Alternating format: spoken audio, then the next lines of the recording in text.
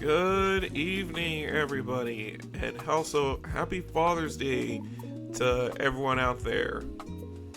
especially my old man, who's currently overseas somewhere right now. I'm not gonna say where exactly, but he's still around. So yeah, happy Father's Day to everybody, including especially to anyone that is a father themselves. Happy Father's Day for all that.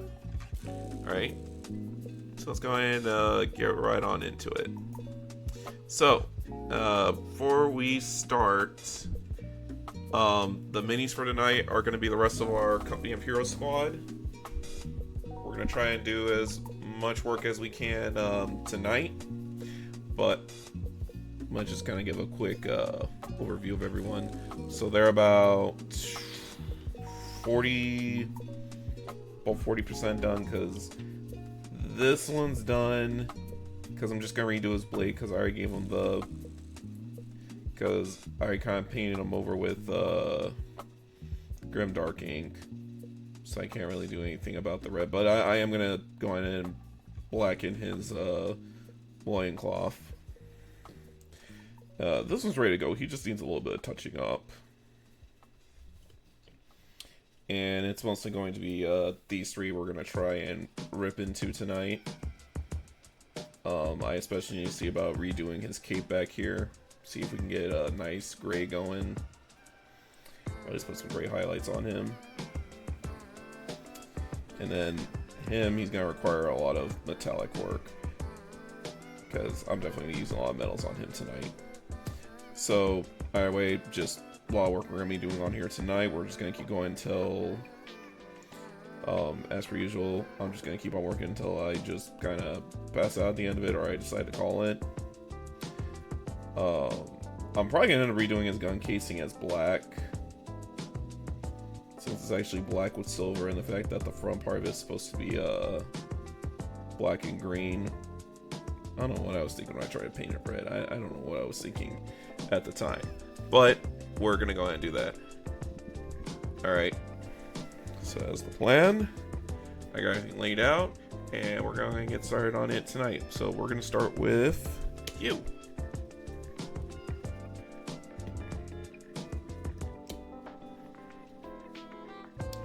Get my abbadon air out here.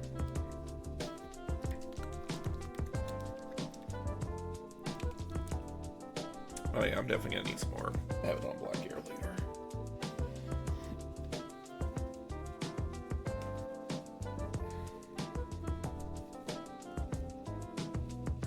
Scoot you guys over a bit.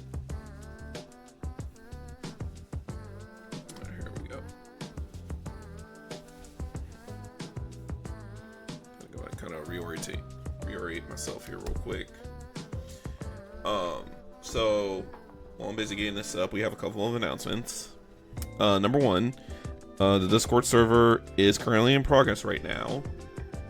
I actually got a friend of mine who's currently working on it right now, fine-tuning the Discord bot. So the server should be up soon. If you look at the homepage of my Twitch channel, I do have panels now. So I can actually start, so you guys can actually know what I'm about, what kind of business I'm into, and all that other good jazz. The other deal too is oh, let me go and bring him up here a little further. I'm gonna put an X on here or something, just to be like, you know, mini should be here. But anyway, what was I gonna say? All right, so I do have panels now. And I did actually add alerts onto the stream now. I am so sorry for everyone who has joined me before. If I didn't give a shout out or anything like that, because I don't know why, but you would think the Twitch chat would tell you whenever you get a new follower or something like that, but no, it did not. It did not tell me that information. So I am so sorry for the ones that joined and I did not acknowledge. I am terribly sorry about that. But yes, we do formally have alerts now. So whenever we get a new follow, raid, or sub, well, eventually we're going to get to the point where we unlock subs. And you should start seeing the pings throughout the stream now. So I am going to try So hopefully we can get some new people to join in tonight and see about testing that out live. I mean, I tested out before, but I haven't like tested yet. So yeah, we'll see how all that goes out tonight. Alright, so I just got done seeing the new He-Man movie. It wasn't too bad. I give it about 6 out of 10. I mean, yeah, it's cheesy, but the writing leaves a lot to be desired, and the way they made Skeletor in that movie was just that's terrible. It's like, I get it, y'all want to be funny, but it's like, you know, this is Skeletor, you know, guy with a skeleton face who should be terrifying, not funny, or have forced comedy on his end, you know. At the very least, if you're gonna do funny, you at least need to do dark humor with him, because that would have gone a lot better. But you know, hey, it is what it is. But yeah, I give it a 6 out of 10 for that movie. But it's mostly the casting and the writing that kind of hold it back a lot of it. But overall, pretty decent movie altogether. Pretty decent.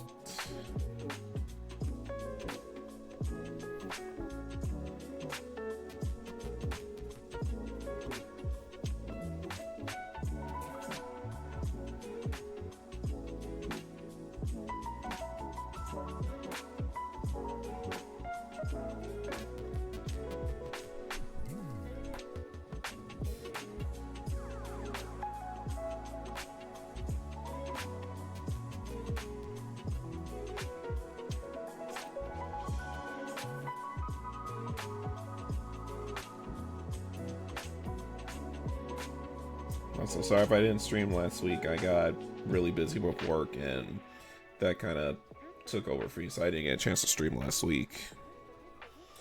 Terribly sorry about that.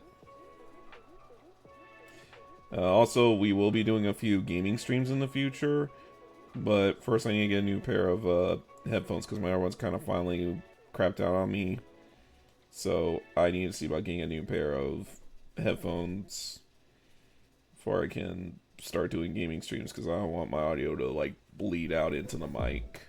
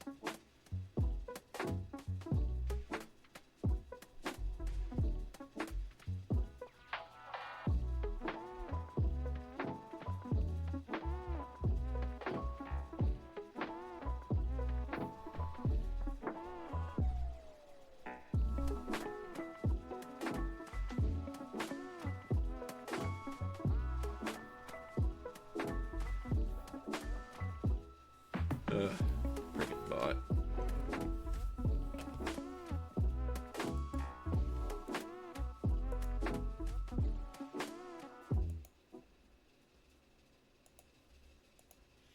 Oh, 1 second.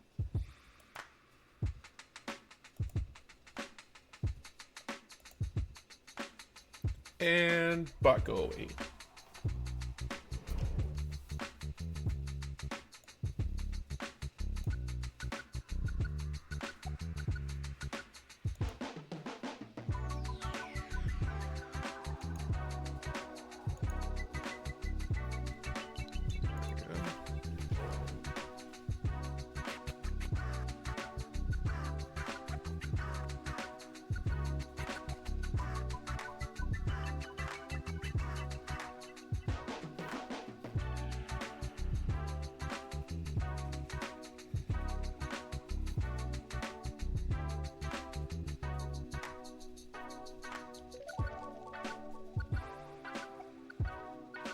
So yeah, also I found out I can actually get a Guitar Hero controller for, if I got $100 to spare.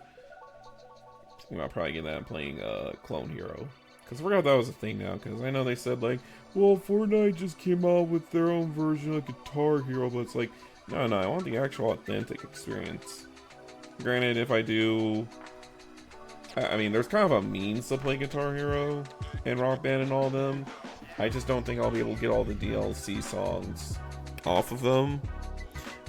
But there is a way for me to play it.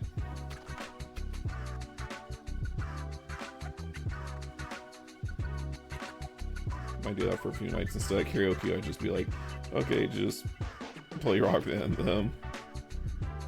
Just like the oldie days.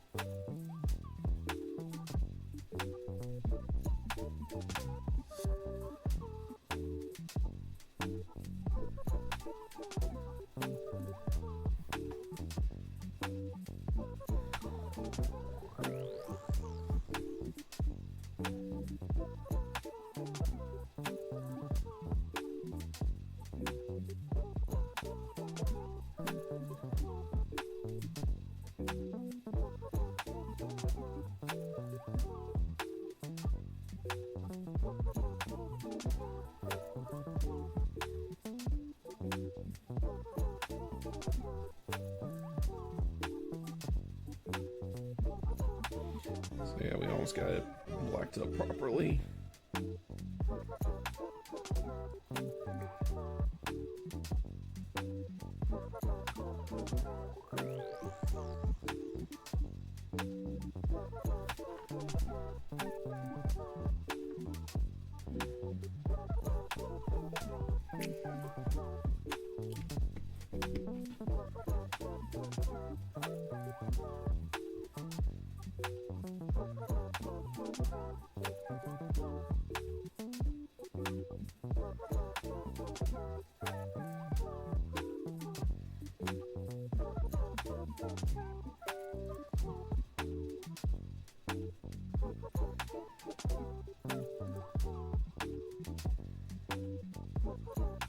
Yeah, I think it should be dark enough right there.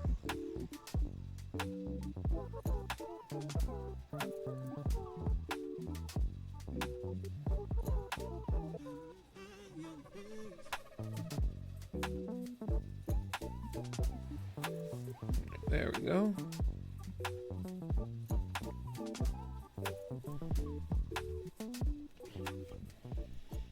Take our captain here. I actually worked on him offline. Ter actually got his cape done in. So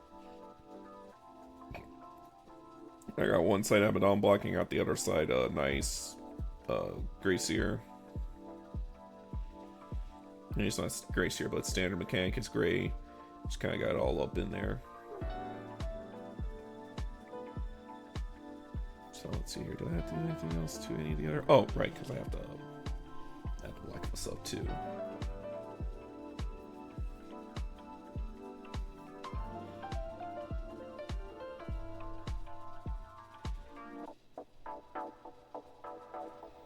So yeah, I'm gonna have some free time next week. So you might see a couple more streams on me because I need to see if I can get just a couple more to pop off so I can get affiliate. And start the long road to eventually starting to stream more often and get more people in, and you know, I can actually start doing something that I like. You know, because, you know, at this point... Oh, hey, Jay. Welcome to stream. Welcome to stream, buddy. How you doing today? You got a chance to hang out with your old man?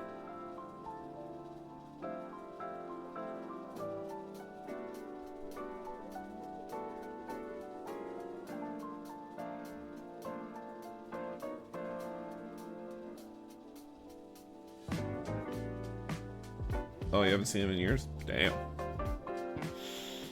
Damn, he must be been lost trying to get that milk. Oh no, I'm doing alright. I'm just working on my stuff. Like I said earlier, I did mess with the stream bot a bit, so now we actually have alerts for whenever we get new followers or so whenever we get new followers or raids or subs or, you know, just whatever goes on. So yeah, the black's gonna be fine because I'm gonna have to use the blade later. Then, okay, I know I said I was gonna make a red. I think I'm just gonna go red on the hand because at least on the handheld gun, that's gonna be fine. But yeah, how are you doing today? How are you doing today, Jay? How are you doing, my amazing friend?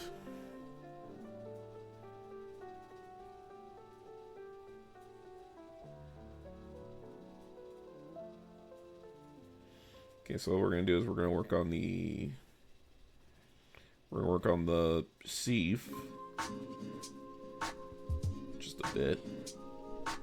Or oh snap! Nemesis! Hey, well, welcome everybody to stream. How's everybody doing today? Thank you for the raid, Nemesis. Thank you. Just to let you know, hi, my name's Wing.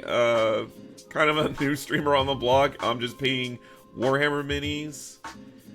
I'm just going ahead. I'm painting Warhammer minis. The minis that we're painting today are the Company of Heroes.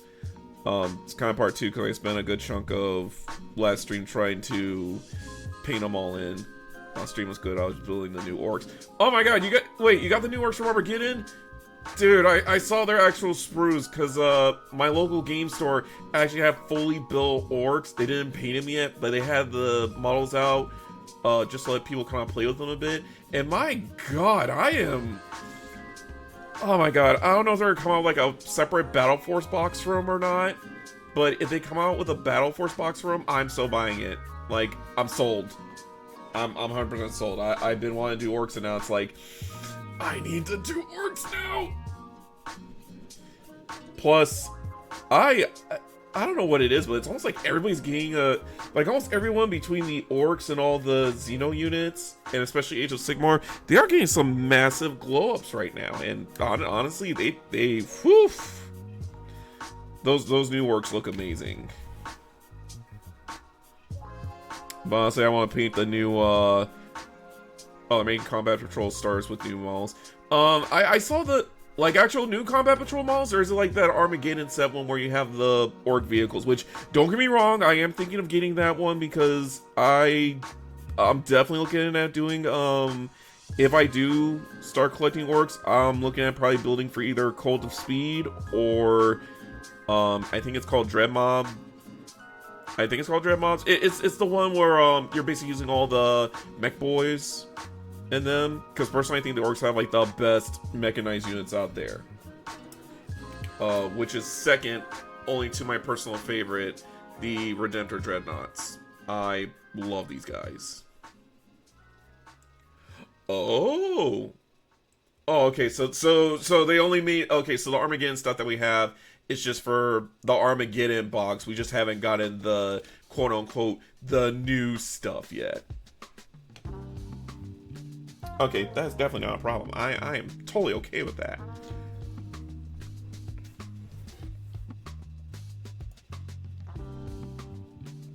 Let me go ahead and give you a... okay, hang on 1 second, because it is hard to do this with like a one-arm bandit deal.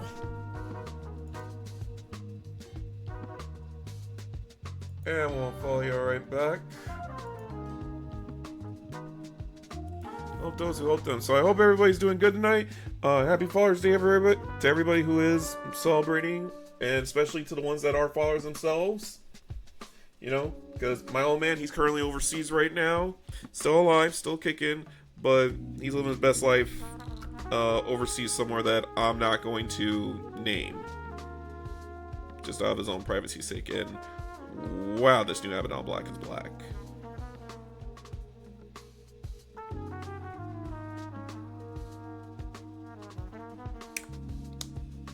Whew.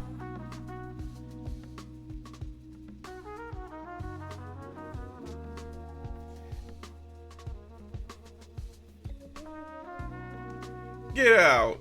You're an Army retiree too? Shoot, that was my old man. Me, I did Air Force. 6 years Air Force. And also, thank you for your service, man.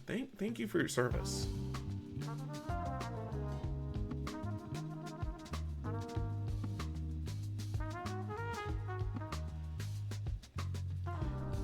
But yeah. Speaking of which, for my dad, since it's Father's Day, I'm gonna go and tell the story now you say it's because I think this was like the funniest thing ever. So this one time, when we were up in Alaska, this was like a very long time ago. I remember. You think we'll get a Navy SEAL raid next? You know, Jay, that's a good question, because if I'm Air Force, Nemesis is Army, I don't know if Noob did military or not. I'll ask him next time I see him around on stream. Oh, and thank you for your support, Gibby. Thank you for your support. Jay, I don't know, but honestly, if we had to get a whole raid going, I would need one guy in the Navy, one guy in the Marines, and I have to check, but I don't know if Coast Guard's still a thing or not. Because I know last year they were talking about dropping Coast Guard, or I think they got merged into whatchamacallit, Space Force, which okay, I'm not gonna lie. If you told me there was a Space Force and that was an actual thing when I was coming out of high school, I would have joined in a damn heartbeat. Like I wouldn't care if it was like a Space Force is a thing. Defending space, outer space, like Mass Effect, Halo levels of space. I shit you not. Right? Like, oh, they just now tell us this? Oh, I tell you this right now, if they get... I wouldn't join if their uniforms were like red shirts, because I'm like, if they have red shirts on there, then I'm like, no. I watched enough Star Trek to realize you don't wear a red shirt if you want to live. You know, you don't wear a red shirt, because half those guys just died of off-screen explosions. They don't even get shot directly at. They just die on the side. Wait, you had astronomy? Wait, you actually had a legit astronomy class in middle school? Because honestly, when I was in middle school, I was in Texas at the time, and we had Texas history class, which all meant was way better than regular social studies. Because I tell you, the history of Texas is a bloody one, but it's a damn good one too. Also, shout out to all my brethren in Texas. Y'all the best state. And also, you know what they say, don't mess with Texas. Oh. Okay, yeah, that makes sense. Because I would say, I'm like, dude, if you had an astronomy class in middle school, you must have had, like, your school must have had some kind of dumb high budget to do that. Okay, let's see here. Do I have to block anything else out here? No. Okay, and then I need to clean up on warpstone glow. Okay, and then you're done. Okay, and then gun I was gonna paint red. This will be painted red, because it makes more sense for the handguns to be red. And okay, I'm gonna see if I can get the back of this kneecap right here.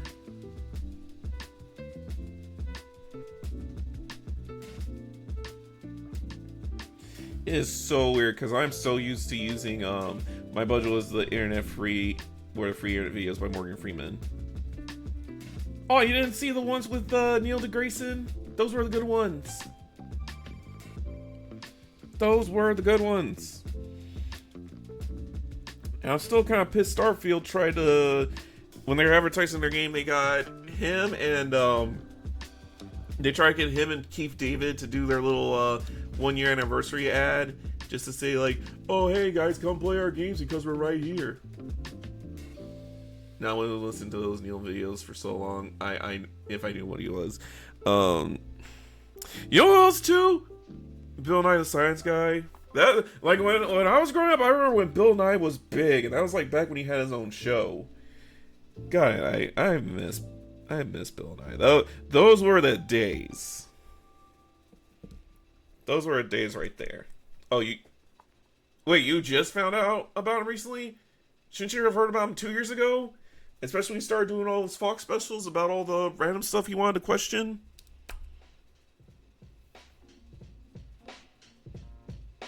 Okay, I'm busting out Mephiston Red. Which, by the way, I'm just gonna say this because the funny thing is this: I watch a YouTuber by the name of Warhipster, who I highly recommend him. Oh, this was last year at the latest. The algorithm sent me.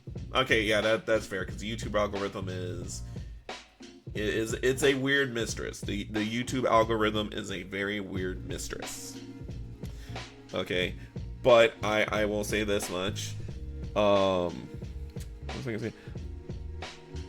I forgot what I was gonna say. Oh yeah.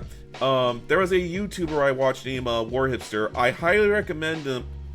Yeah, actually, you spelled it right too. Yeah, Warhipster. He's the one YouTuber I would recommend if you're trying to paint your minis with contrast paint.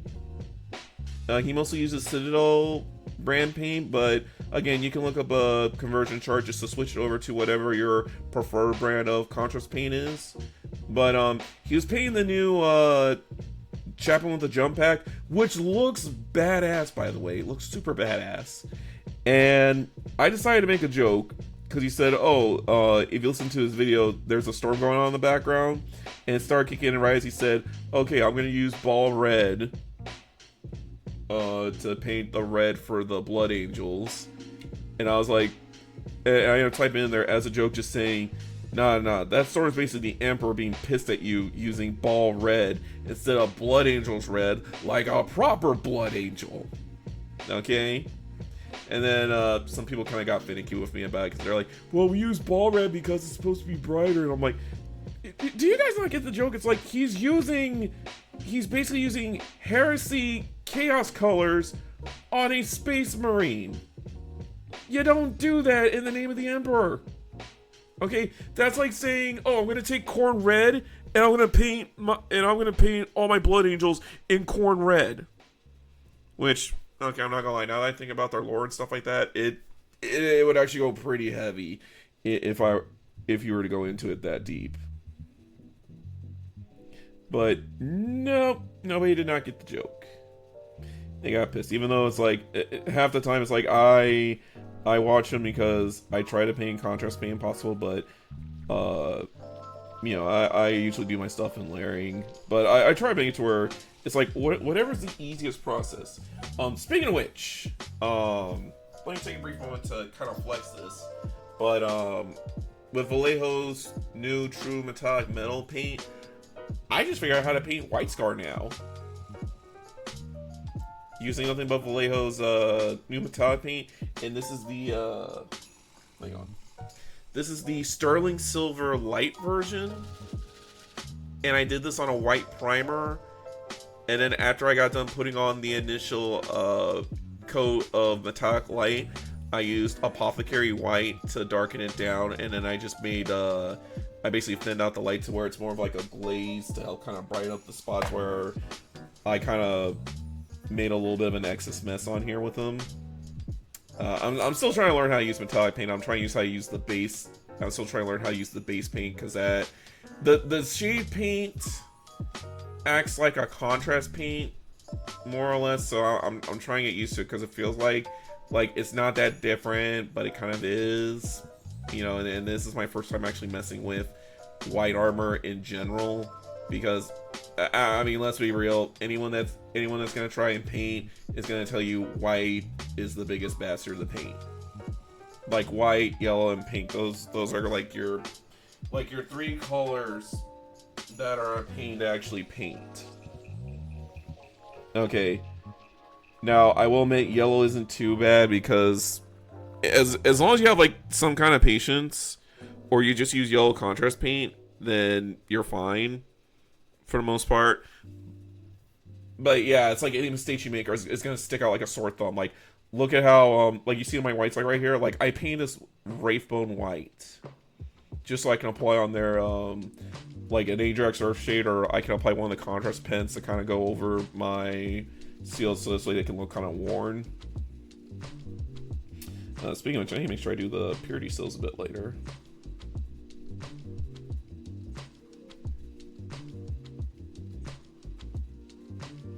But yeah, I'm gonna get all up in there.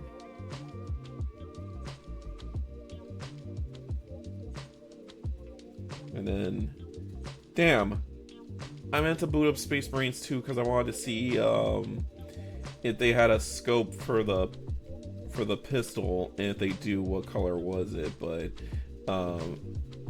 you know, I'm just gonna say it's silver. Just make it look like a little accessory on there. Just be all silvered out. But yeah, that's the thing with white, is you're gonna make mistakes. Now, you could do it the easy way by just getting a white primer, like the Proquil Titanium Bold White. Spray paint the whole thing on there. Then you get some Grimdark ink, slather it on there, and then just use the white spirits to kind of help mix, to help kind of peel back the dirt. Just as long as you get in the recesses, and then it just gives you. Oh, you're painting termagants? I'm glad you said that, Gibby. I'm glad you said it. Here, actually, let me finish up the handgun real quick, and then I'll pull it out. I'll pull it out. I actually got something special. There's this one streamer I watch, which is Matara Khan, and she is a space roach. So, because of her and Bricky, I got into Warhammer. And also because a lot of my locals, I don't know what happened, it's just like this weird Deadpool effect where they just started coming out of the woodworks all of a sudden. And then it's like, I want to get in on it more. The more they tell me about the lore and everything else. But, so, I'm painting this as Evil Mata, which is the Death Leaper. Which is it's actually the Leaper that has like his long trench coat back here. I'm actually about to redo the cape of it down. I'm actually about to redo the tailcoats down here, because I tried to do something with the contrast pen. I didn't like it, and also I decided I'm just gonna do like a layer paint for just kind of make it like a nice blended like flare out effect down here, to go from basically pink, or at least it goes from black to gray to kind of like a light pink down here on the bottom of it. So it's like a thin down. I'm basically use like a thin down fulgrim pink down here on the tail end. Then it's gonna be kind of like an Eshin gray, and then it's gonna be kind of like an Abaddon black, or like a Corvus black, like right around here. But yeah, I wanted to paint like Matara Khan, and I just wanted to do it as a small tribute to her, because I figured, because when we argued like, okay, she's playing Warhammer, she's clearly a Tyranid, so what do we make everybody's favorite space roach? And I'm like, Death Leaper. Death Leaper, because she herself is a 6 foot tall alien cockroach that is willing to devour her fans. And this guy right here made me think, oh, Death Leaper, hero assassin, 7 foot tall when he stands straight up, and is a terrifying assassin. And personally, if I was to play Tyranids, I would run the I forgot what the new detachment is called, but it's the one where it makes your, but it's the one that allows you to do more cloak and dagger moves with the Lictors and the Death Leaper, and I would have had him as that. Be like, I'm gonna go in there and I'm gonna personally assassinate Mr. Girlyman over there. Okay, let's see. What am I gonna do here now? Oh, you know what? I'm dumb because I forgot to get the rope. What do I play? My good sir, I play salamanders. And I also have a 2,000 point army worth of Emperor's Children on the side as well. Why did I get Emperor's Children? I like my guys to go fast, and I like my guys to hit hard. And also, they got the best units ever, which are the Noise Marines. Love my damn Noise Marines. Especially now that I figure out how to do this gnarly, hang on. Come here, you. I figure out this very gnarly, grimdark paint job right here.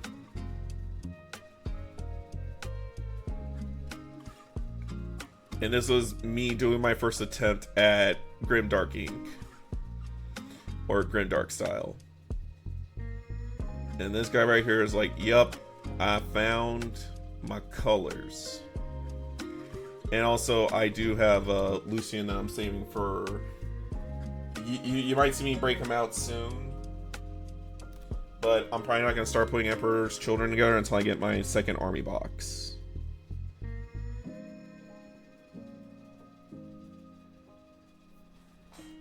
Because once I get my second army box to stash them in at, then I'll start building Emperor's Children. But I'm also working on a bit of a paint job for my Demon Prince.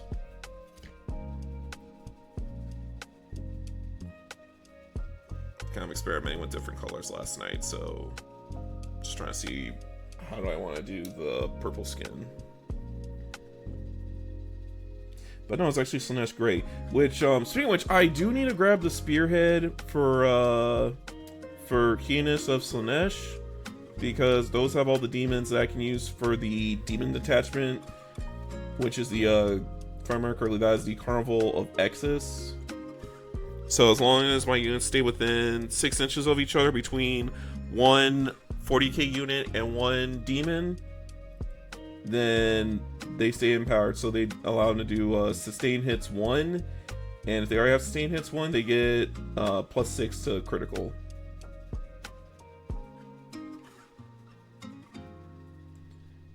So yeah, I am ready to fight. And I know I said this at the start of stream, but we are currently working on the Discord server right now. I got a buddy of mine that's messing with the Discord bots like right now. My second choice for an army. Oh, same tier too. Hell yeah, brother. We raising hell for both Slaanesh and Fulgrim. Also, I kind of feel like Fulgrim, at some point in the future, I feel like Fulgrim's gonna get that very... He'll get a small power boost.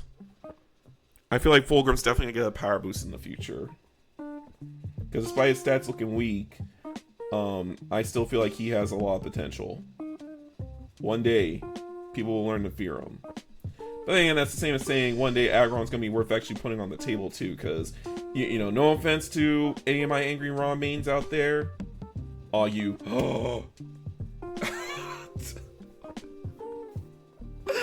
Oh my god. I wish you were here. I wish you found me like 2 streams ago. Because I got another guy in here named, well, he spells it different, but he goes by Noob. And the man personally painted a Helldrake in Thousand Suns colors. And the dumbest part is this, he didn't take the easy way of saying like, oh, well, my lights went out. Oh shit, is everything okay over there, Jay? Or is it just temporary blackout? But, yeah, so he was painting 1,000... What's Thousand Suns? Okay. So, the Thousand Suns, aka the Harry Potter LARPers... Oh, it's just Texas Internet moments. It happens. That's why I get a backup PSU, like, right there. That's why I'm investing in one. Okay, so... Thousand Suns, as far as, taking my hatred of those turbo nerds off to the side, or actually, scratch that. The turbo LARPing Harry Potter cosplayers over there. They are known as the Magical Dustbins. But your Thousand Suns are more of your magical based units that love to use psyker powers and do a lot of magic teleport bullshit on the field. So what their main gimmick is, like, if they screen their guys out like this on one side of the field, they can kind of teleport off to the side to say, no, we're actually going to move over here. Or in some cases, because they use a lot of psyker powers, it allows them to kind of bypass a lot of the defenses for what we got for Thousand Suns, but they're basically the magical boys of them, or as I like to call them, the magical trash cans, because when you look into the lore of the Thousand Suns, technically speaking, it's just magic holding together armor. It's kind of like, if you watch Fullmetal Alchemist and you remember, I believe Ed was the one that was trapped in the armor. Like, his soul was bound to that metal armor the whole entire time. Yeah, that's Thousand Suns in a nutshell. As far as the super simplified version, without me getting into the many fuck-ups of Magnus the Red, who is the Primarch of the... Oh my god, I totally forgot.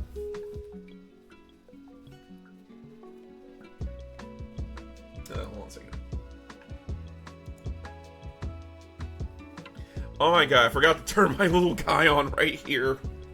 Just let me know if I'm talking in the mic or not. It's like, I had him there for a specific reason. But anyway. So, Magnus the Red is a... Okay, hold on a second. Let me tone myself down here a bit. Okay. So, Magnus the Red is basically their Primarch, who, to keep it relatively simple without going to a 2-hour lore rant, he's basically the guy who somehow fails upwards. You know, because like every... Oh my god, especially like every mistake Magnus made was basically something where it's like, Magnus, please don't do that. It's like, no, I gotta do it. It'll be way easy. It's like, no, Magnus, please don't touch that. Yeah, well, I know what I'm doing. I'm smart. It's like, Magnus, no! And he somehow just cucks it all up, because especially when, if you look back during the Siege of Terra, which, okay, and this is me loosely retelling it over here, like Buggy from One Piece. In a manner of speaking, yes. He's kind of like Buggy from One Piece. But it's like, there's nothing there. But like I said before, if you watch Fullmetal Alchemist and you remember Ed... Actually, no, not Ed. It was Alphonse. Yeah, Alphonse, who was the brother whose soul was trapped in the metal armor. That is basically Thousand Suns.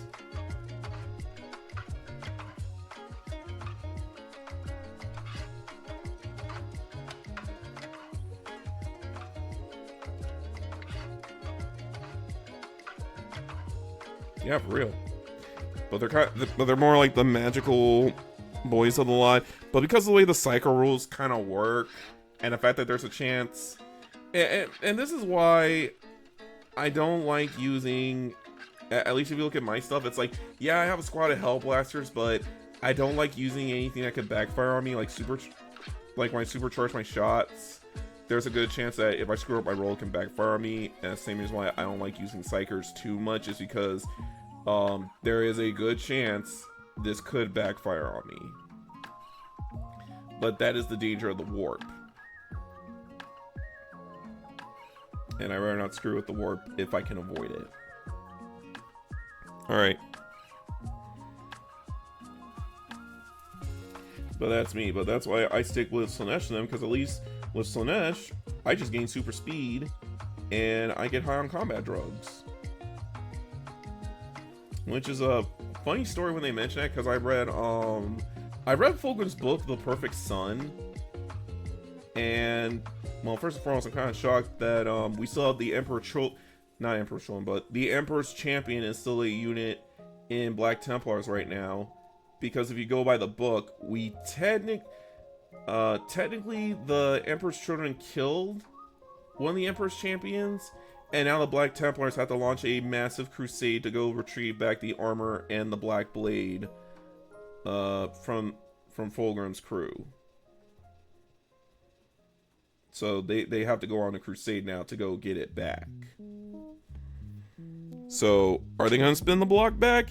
You bet your ass they're going to. But I'm kind of surprised that he didn't go into legend mode for that one. Unless they're going to comment on our book saying is, we took back the armor and we spun the block back. Too bad for Tamaris, though. Too bad. Old boy almost had him there, though. You know,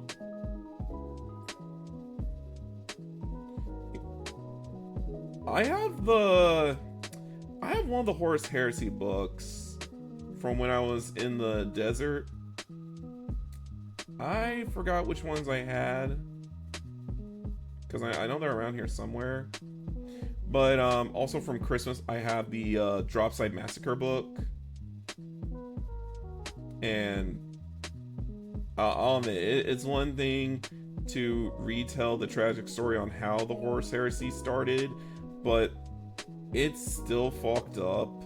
Even knowing ahead of time how it was gonna go down, it was still fucked up reading the whole thing, and having to see the fact that, you know, between the Salamanders, the Raven Guard, and some of the Space Wolves, they all got screwed over because of Horus Heresy. Like, they almost lost their entire chapter because of that. Even though we know it's damn Erebus' fault. But I digress. On Erebus. Because that sneaky SOB had it coming. But also, I don't know. I have to talk to some of the Raven Guard players, because supposedly their Primarch turned into a Demon Prince, but he's some kind of shadow demon that's still hunting down everybody who travels through the void as far as the Chaos side of the house is concerned.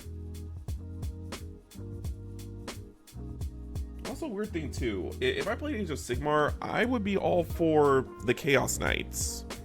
So I would mostly mean Slaves of Darkness, which I'm surprised that didn't translate over to 40K.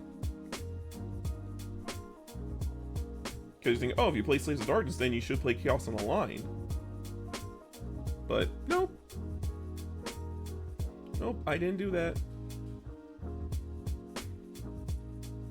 But yeah, I'm kind of paying through everybody right now. But yeah, Salamanders are the first tabletop ready army I'm going to have.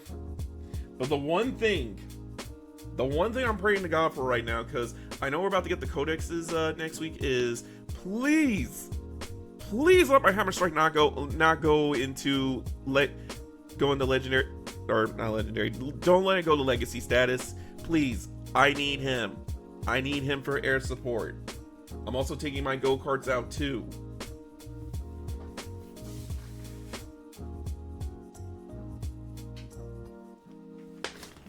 It's like, GW, please, look at this go-kart.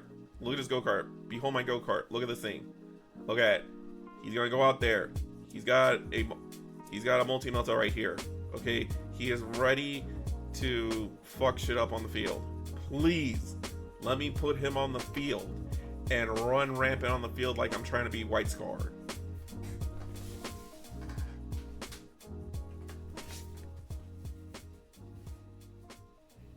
Please, I'm begging. I'm begging you, GW. I'm begging you, please. Do not put my 2 units on the legend status.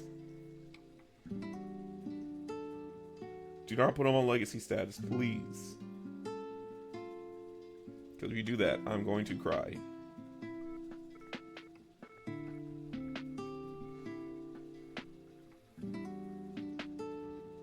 Because my plan is to run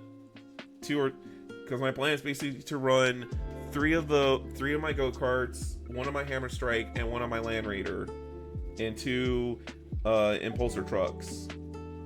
The Prius carrying my Eradicators and Aggressors. which I'm kind of shocked aggressors don't benefit from the Forge Fathers detachment.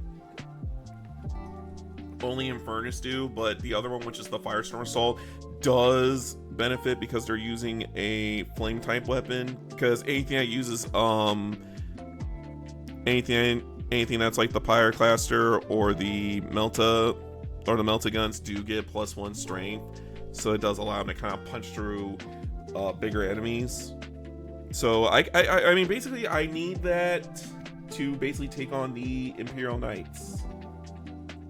And that reminds me, I need to talk to my good buddy Dan. I need to ask him to demo a game with me with his, because he's our only Imperial Knight player that I'm aware of that's here.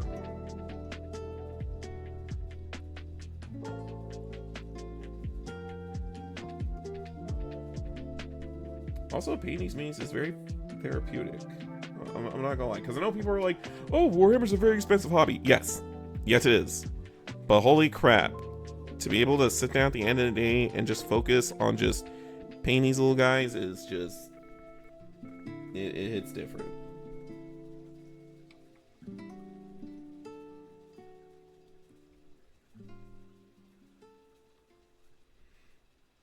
You know, especially no, the funny thing is my dad, because I showed him this and he just looked at me dumb like, "Oh my god, you got way more patience than me, boy." Dang it, I'm the type that had to read the manual to him. Not because he didn't know how to read, but because he hated reading. And the ironic part is my dad, for a living, he teaches people how to use his company's payroll system. So he's teaching people how to use the payroll system, which requires reading, mind you, and reviewing, and creating the class board, and creating the class planner and everything. So it requires you to do a lot of reading.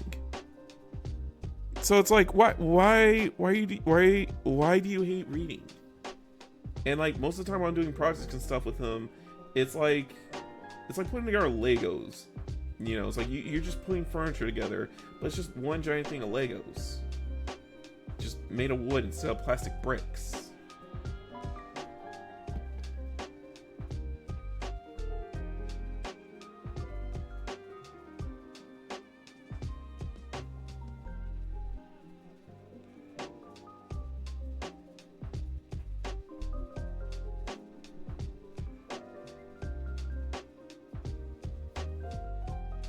Another thing too is I did went to go see a He-Man movie, by the way. I did want to go see that, and that was honestly 6 out of 10. Like the writing could have been a lot better. Skeletor should have been forced to be an actual villain, because like you forced him to be a joke character when he's supposed to be a serious threat. You know, like I get if you want to have jokey moments with him, fine, or just be like you. Or you just want to make his minions be a little bit incompetent, like that's fine. You know, throw a little bit of comedy in there, but don't force him to be comedic relief. Don't force my boy to be that way.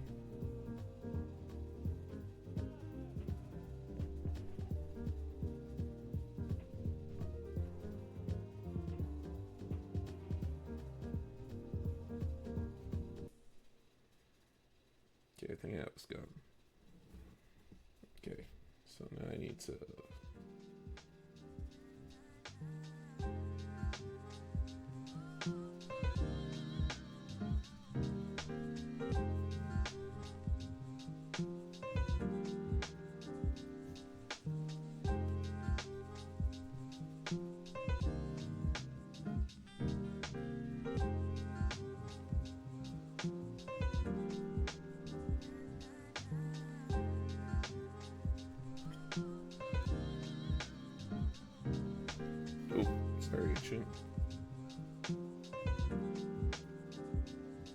I wish that GW would let the Ancients kind of have like you can order online like your own variant of Ancient that has like your own specific flag designed on there, because the Ancient I did for my Salamander, this is one I did myself, but I kind of wish you can have that, or have something like Armageddon where it's like a universal thing and you can just put it on your own paint job at that point, as far as like which chapter are you formally representing.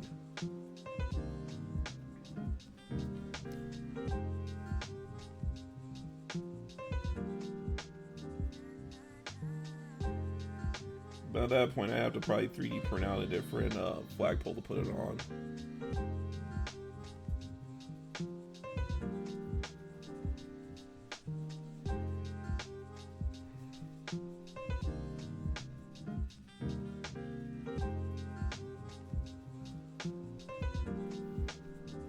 Okay, I'm going to get down.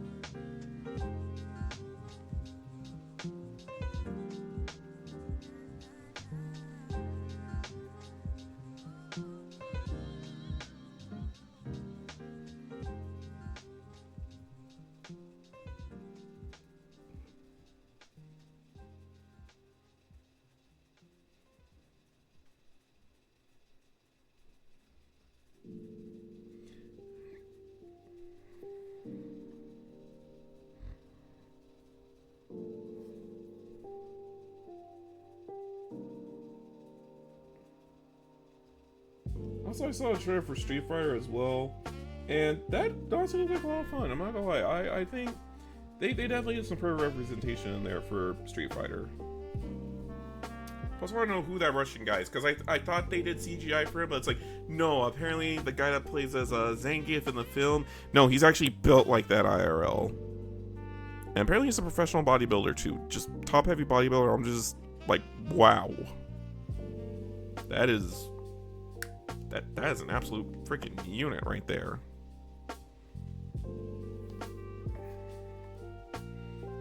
Okay, so we're gonna do. Okay, see what we can do over here. Okay, we're gonna do a little bit of touch up right here.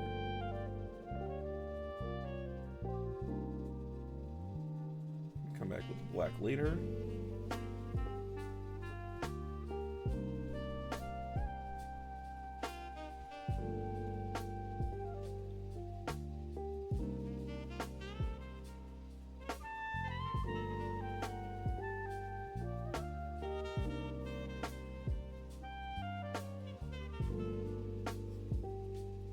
Yeah, realize Zangief is real. Like, you can look up the trailer on YouTube, like, right now. But it's like the guy that's doing the Rocky thing where he's pulling the horse paw from right behind him. Yeah, that's Zangief.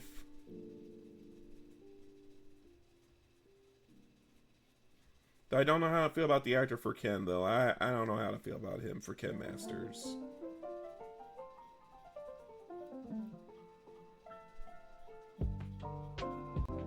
Because I don't know how to feel about him.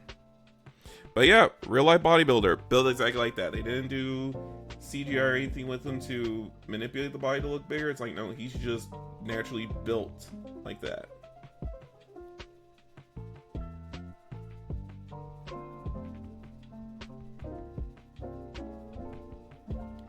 Okay, at this point I'm just trying to make sure I got all up in the recesses to make sure we got that gold cover.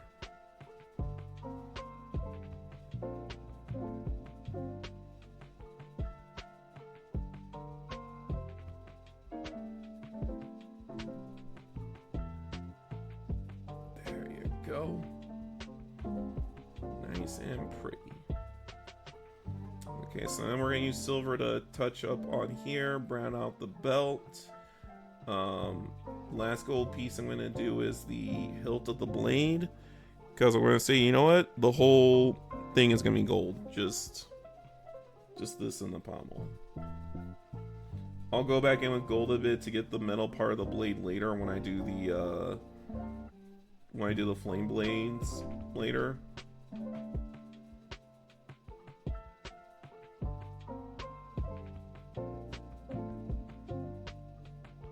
That's kind of like a later thing for now. But also, I'm going to give you all a small... when I do the blade, it's going to give me all a small tutorial on how to do Imperial Fist Yellow if you wanted to paint Imperial Fist. Which, I'm kind of surprised for someone named Imperial Fist, you don't master like Power Fist. Because the thing is, like, oh yeah, everybody gets a Power Fist, and we all get to punch the crap out of everything.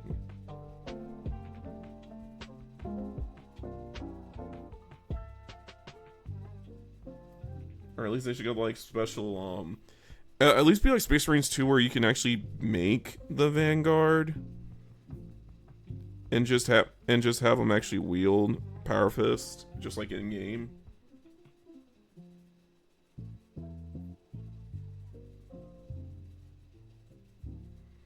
Okay, I'm gonna get the pommel right here.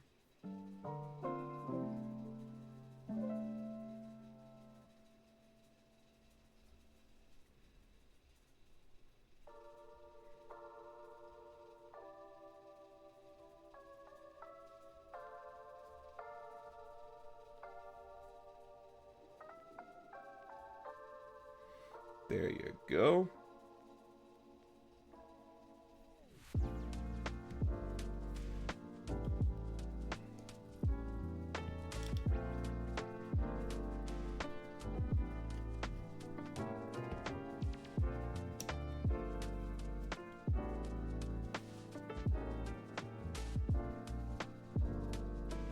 I'm gonna do gold number 2.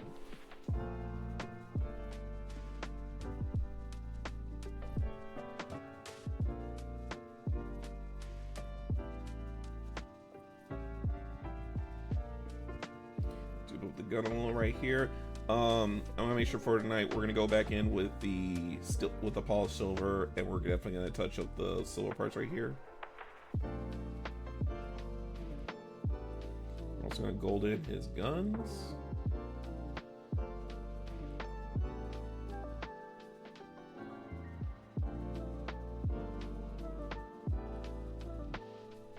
And we're gonna gold his small skull right here. Alright. So there you go. So like I said, we're gonna come back in with silver in a bit later, and we're gonna go in and we're gonna clean up the silver parts later. But for now, we're just gonna focus on getting the gold.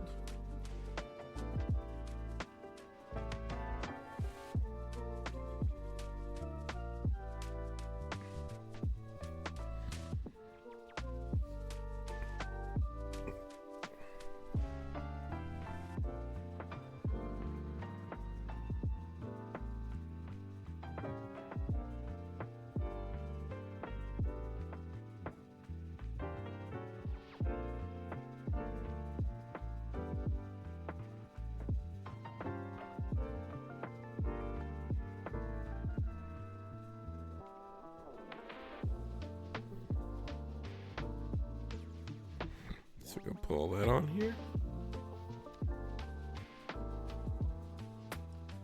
Alright, so anyone got anything planned for the big 4th of July? Shooting fireworks, plan on grilling out. Probably play heavy metal for 12 hours straight.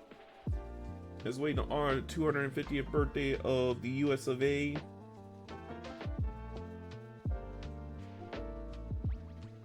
The US of A, eh?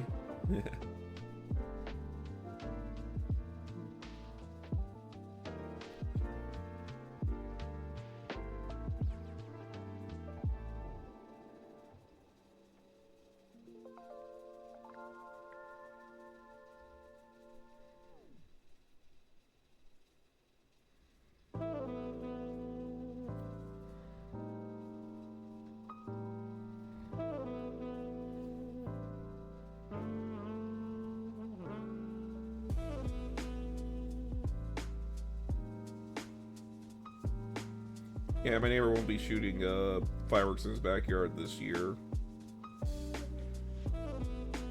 Which, damn, I'm kind of sad because normally I like record it and I post it on YouTube later for him, since I do video editing. Oh, did not mean to hit the mic.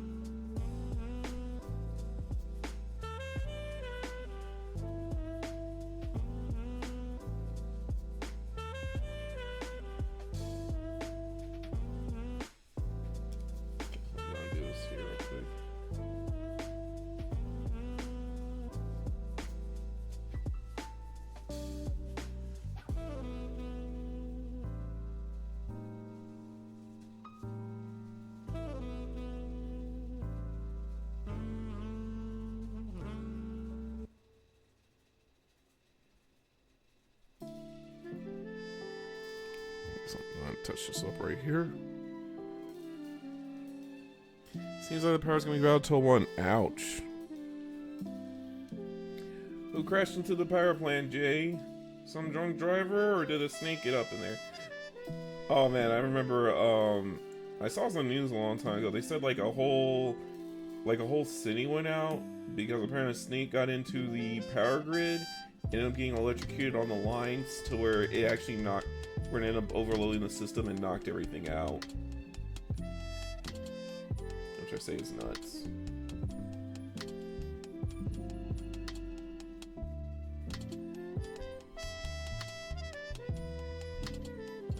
Touch this little right here.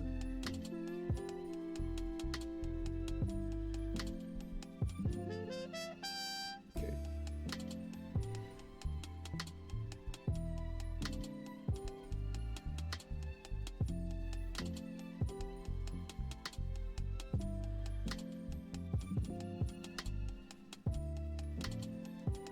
Ain't no way you also thought that. No, I'm like, dude, if you say power's gonna be out till 1, that means, okay, someone, either a drunk driver crashed into the power grid, or some kind of animal got in there. Either way, something got up in there, and then just do it by itself.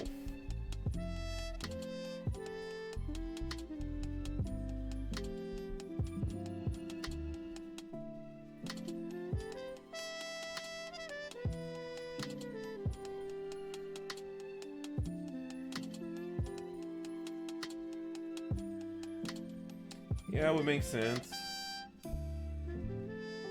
Especially considering, it's Texas, so I wouldn't be surprised at that.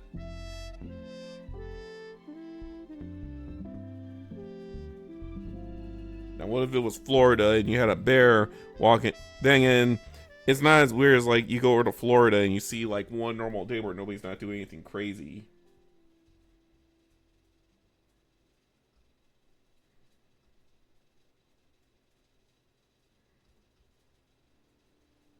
Do you have like the LA drivers that somehow like park their cars on top of the trees for some crazy reason?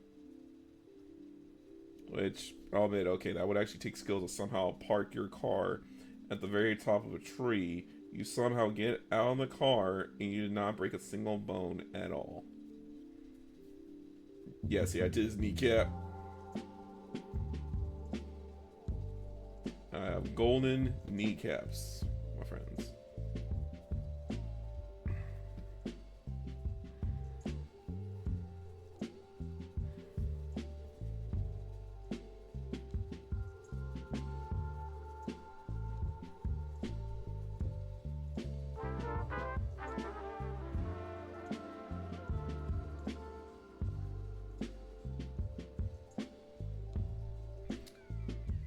Tree didn't last too long though. Yeah, of course that tree's gonna lose that fight. Speaking of which, I had the randomest thing happen yesterday. So I was out door dashing yesterday. I had to take a pizza over to this one house, and apparently, this, I don't know what was going on, but apparently they had this lemonade party going on of some sort, and kid was like, and when I got over there, old boy was like, I can't tip you, but can I tip you with a cup of lemonade? Oh man, it was some good stuff too. Especially squeezed lemonade is better than the stuff you get from the shop that's already pre-made. Good stuff.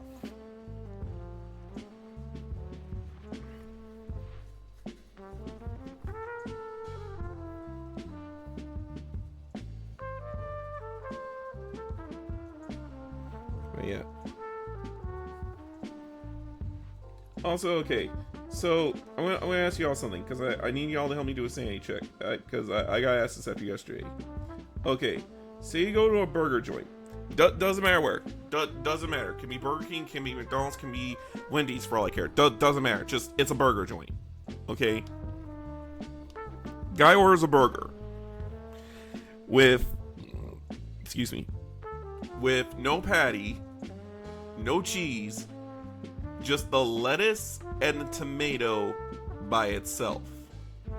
There is no meat patty in there. It's like that one episode of SpongeBob where Pearl took over the Krusty Krab, and she told SpongeBob is, oh yeah, removed everything from the Krabby Patty except for like the lettuce and the tomato, and it's a salad. But here's the thing. Guy ordered a burger, but said remove everything on there except for the lettuce and the tomato and the bun. Should that still count as a burger, or is he just ordering a salad with extra steps?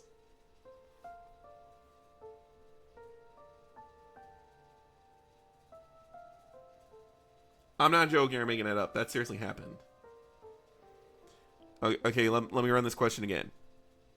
If you worked at a burger joint, doesn't matter, it can be any burger joint in the world, and someone walks up and says, I want the number one, but no meat, no patty, no cheese, just the buns, lettuce, and tomato in between two slices of bread, would you still charge that guy a burger, or would you charge him like the same rate as a salad? No, there's no bacon in it. Just lettuce. Yeah, just lettuce, tomato, and a bun. No bacon. Was ironic because there was an option to order a BLT at the place I went up to, but guy was like, no, I want the actual burger. I just want my set. But it's like, sir, you're asking for a BLT. He's like, yeah, but I don't want it because it has bacon in it.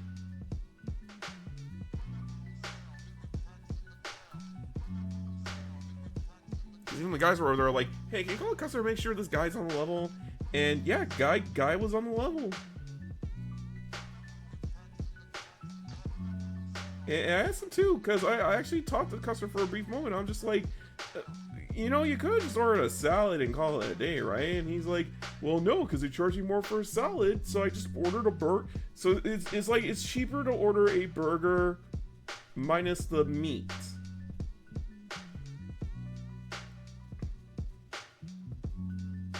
Yeah, that's exactly my point. It's like, just get a salad. But he's like, well, no, they charge more for a salad. It's like, look, why, though? It's like, sir, you clearly ordered a salad. Why are you doing this? Are you screwing with me, or are you just trying to test my patience here?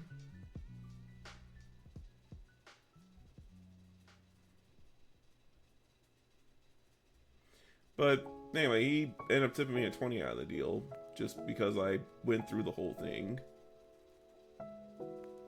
I'm just like, that is the weirdest shit I've ever heard.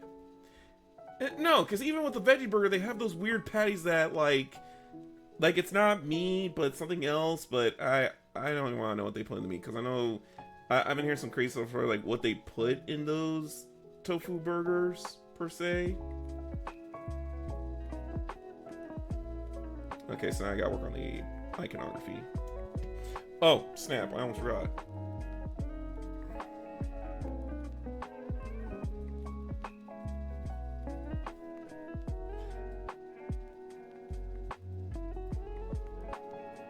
Exactly my point. It's like, you could get a salad, you can go out to Walmart and get a salad for like $2 or $3 right now. Bag of salad. Just crack that thing open at your own discretion. There you go. Now I'll tell you what's weird. Okay. So let me pose this on you, because I saw this on YouTube the other day. Okay, say you got turned into a shark. Okay, you got turned into a shark. Now here's the catch. You got now you're a shark in the middle of the sea with all these with all the submarines in the world trying to catch you. Okay. Now here's the big thing though. If you can evade them for 24 hours, you get $10 million. But if they catch you, you have to be a shark forever. So would you do it? So the question is, would you do it under a risk of either being a shark forever or getting $10 million?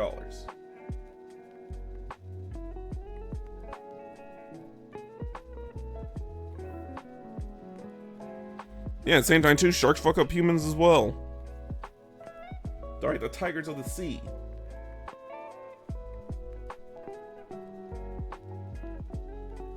I don't know, personally I do it.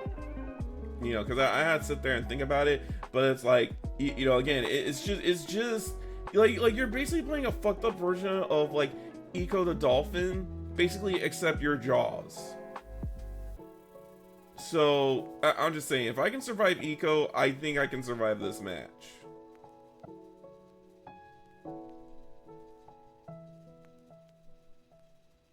Well, like I said, you're basically playing Eco. Like, look, Jay, if you can play Eco and survive as a dolphin in a sea full of everything, of like everything that's out to kill you, then I think you can do it. I think it's doable. But I say this as a guy who played Eco the Dolphin a long time ago.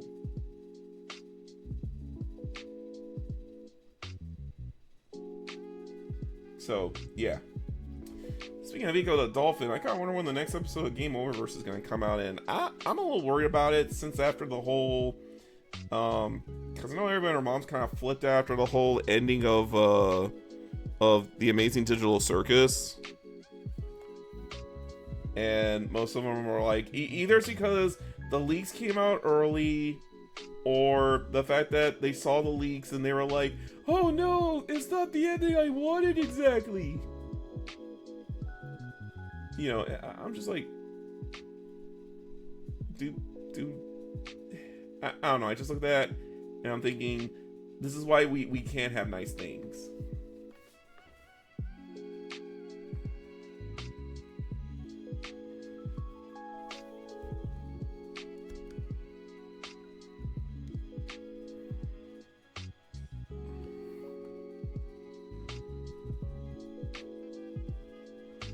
It's like we have like we can't have nice things because it's like, okay, this person just wants to tell a story and y'all want to sit there and just be jerks about it.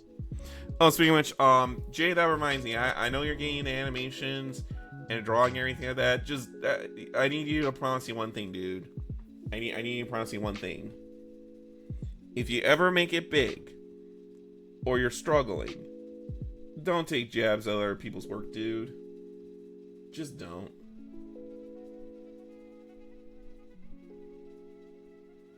Because this one guy named he tried to make this show called Chimptopia, and as part of the pilot, he's okay, you remember that purple dinosaur from Game Oververse? I think his name was like Gobbles or something like that. Gobbles. Anyway, that purple dinosaur from Game Oververse. You know the one I'm talking about, right?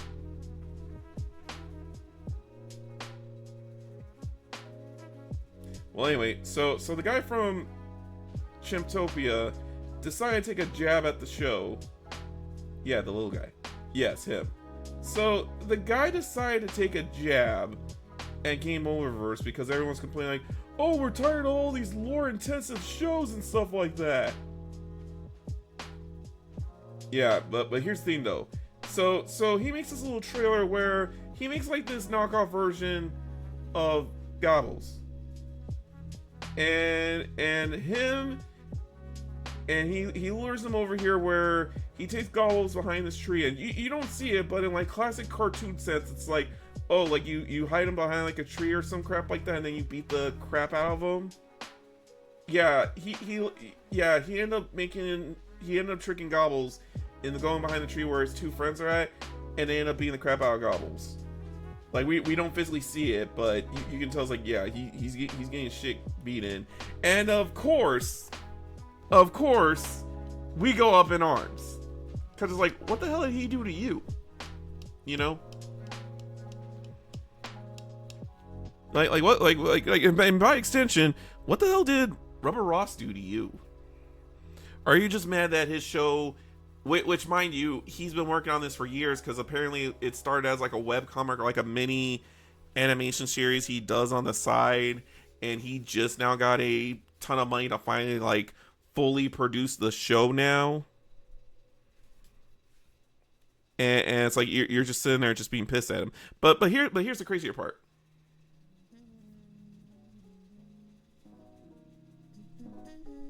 No, it's just the fact that you took a stab at the guy. No, they like pretty much the guy mocked the show. He's mocking the show, which is mocking the people who enjoy the show. That's it. You know, but here's the dark part. It's like, why do you feel the need to take a jab at him? It's like, oh, okay, what's your banger piece? And he puts out a little trailer that seemed like, I'm not gonna lie, I know I don't endorse AI art or anything like that, but I'll say this: I've seen AI writers have better sense than what that guy wrote, because he basically made like, I know this sounds like a kick-ass idea, but it's like, it's adult Ed and Eddie, but in the actually, okay, let me rephrase that. It's like, imagine making an adult version of Ed, and Eddie, and it's just one giant self-insert. And the dumber part is the guy, if you go on his, I think it's like it's Kickstarter or GoFundMe or whatever, guy's asking for almost $500,000 to produce 4 episodes. Which, you know, I'm just sitting there like, no, like, okay, first and foremost, you owe Robert Ross, you owe the creator of Game Oververse a huge apology for trying to come down on his thunder, for starters. And then you need to go find a job and 2 other roommates who are extremely responsible, or that don't get out much. And by don't get out much, I mean they're the ones that they don't get out but somehow make a crap ton of money online doing some like dumb review thing. Like, you guys know what I'm talking about. You know the ones I'm talking about. The ones that like they somehow make a ton of money somehow, but they never tell you, but you never could figure out like what they do exactly, even though it's all legal.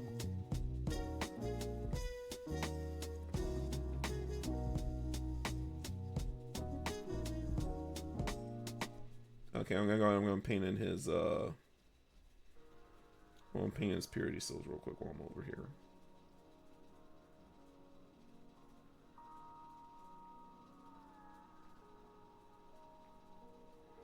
Get all the little purity seals. Okay, no, you're good. You're good. You're good. Okay, so does he need a purity seal? No, but he does need gold. Okay, he needs a little bit of gold right here.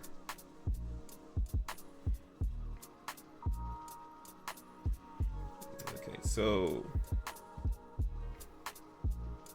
okay, so we're gonna do the gold for Ancient next. Okay, the purity seal right here.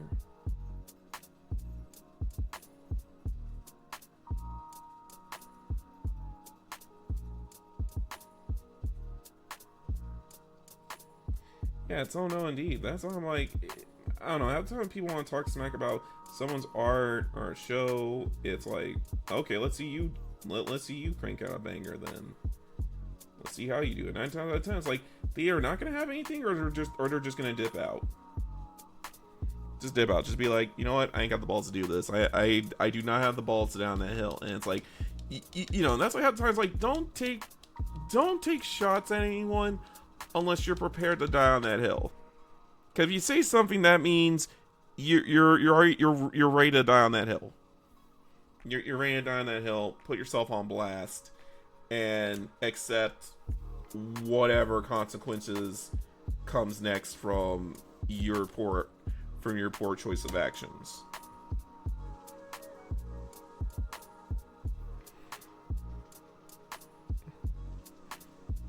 Okay, I gotta be a little careful on this one because this one's got really tiny spots.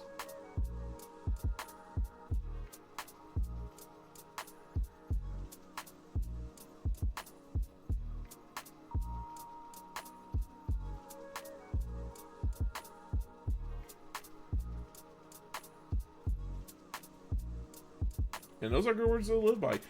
Either you make yourselves better by lifting each other up, or at least you're more like you stay in your own lane. You know, like Citadel, for example. She stays in her own lane, and do you see her get into any drama or anything like that? Nope. just lives her own life, just being a nice person in general, and just lives her best life. And there ain't nothing wrong with that. There ain't no shame in that. You know, just don't be a dick. That's just it. You know what? I'm gonna say this too. I'm guilty of just being a dick sometimes, but I get it. You know, life is so bad to the point where you kind of gotta let loose for a minute. You know, but you still shouldn't do that to other people or wreck someone else's fun. But I will say this though: if you're gonna mock someone's hard work, especially, and this is the part that pisses me off.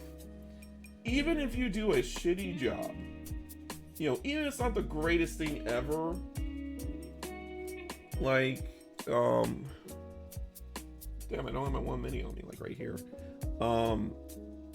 I have like one mini up here just to kind of show like where I started at, you know. And granted, I'm still learning. I'm still new to the whole painting scene and everything like that. So am I gonna say like I'm God or anything like that? No. I still say I'm on noob level because I'm not able to edge highlight to save my life. You know, and I'd rather avoid it if I can, but you know, right now I'm starting to confront that, and I'm trying to be better.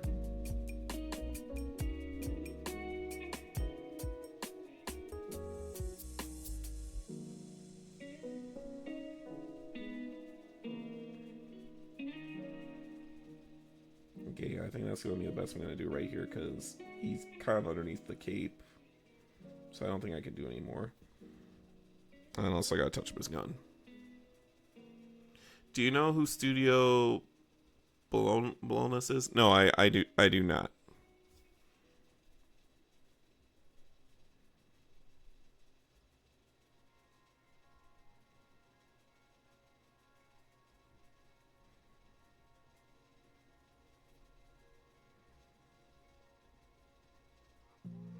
Okay, let's see if I can paint this one relic seal right here.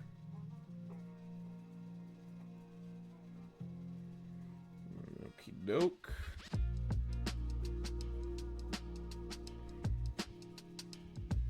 Touch the skull a little more.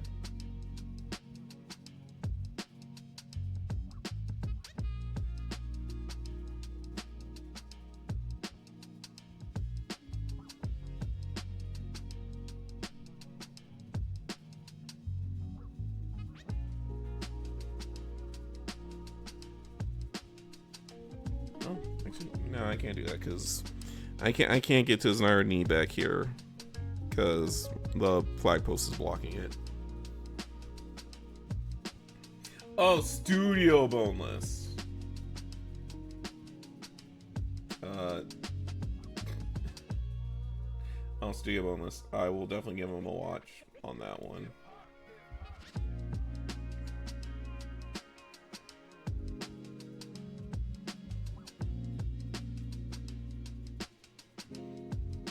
For most part, I get a lot of tips from everyone, but mostly I kind of just like drawing. It's like you just have to kind of experiment with everything, see what works, see what doesn't. Okay, yeah, I think that's gonna do it right there. Because I can't get to the other stuff right behind him without jacking up some other stuff.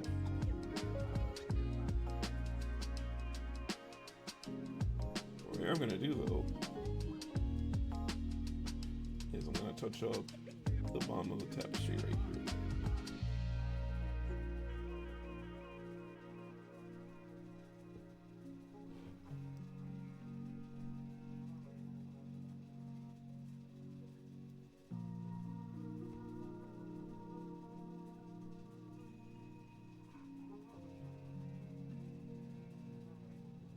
Okay, so I'm just gonna do a little bit here. So I'm just gonna sharpen the tip.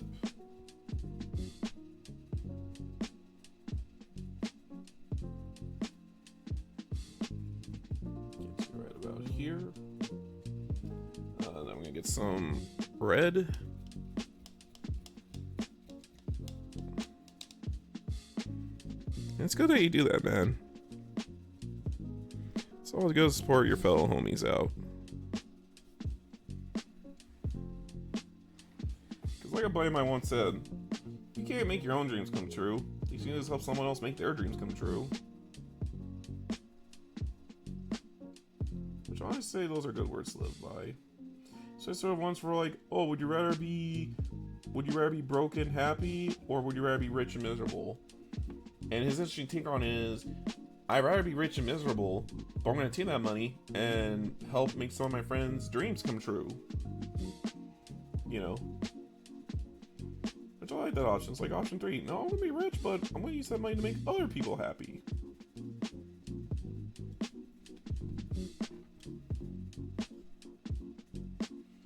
Okay, I think that's about as good as I'm going to get on here on this one, because he's got a lot covering up. So, in retrospect, when you're going to paint Company of Heroes and you're going to paint the Ancient, because his arms are pretty much attached to the flag post, like right here, I would definitely make sure to paint him without the flag post on here first, and then put a flag post on after that.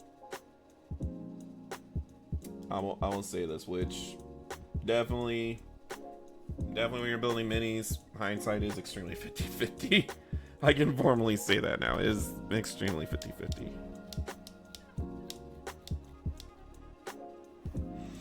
Okay, so I'm gonna wait for the cure. I'm gonna get my here we go. Palette bone. Take my speed paint palette bone. I'm gonna do in his.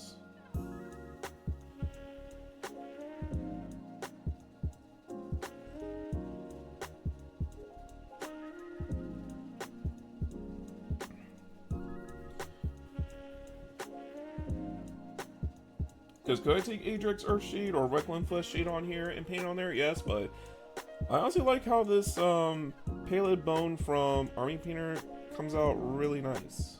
Been using it as more as like a shade paint than anything else, or shade marker, I should say.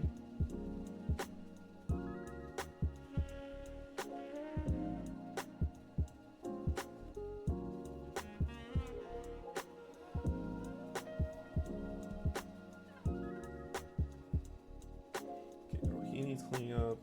Him I can't do more on. This one can.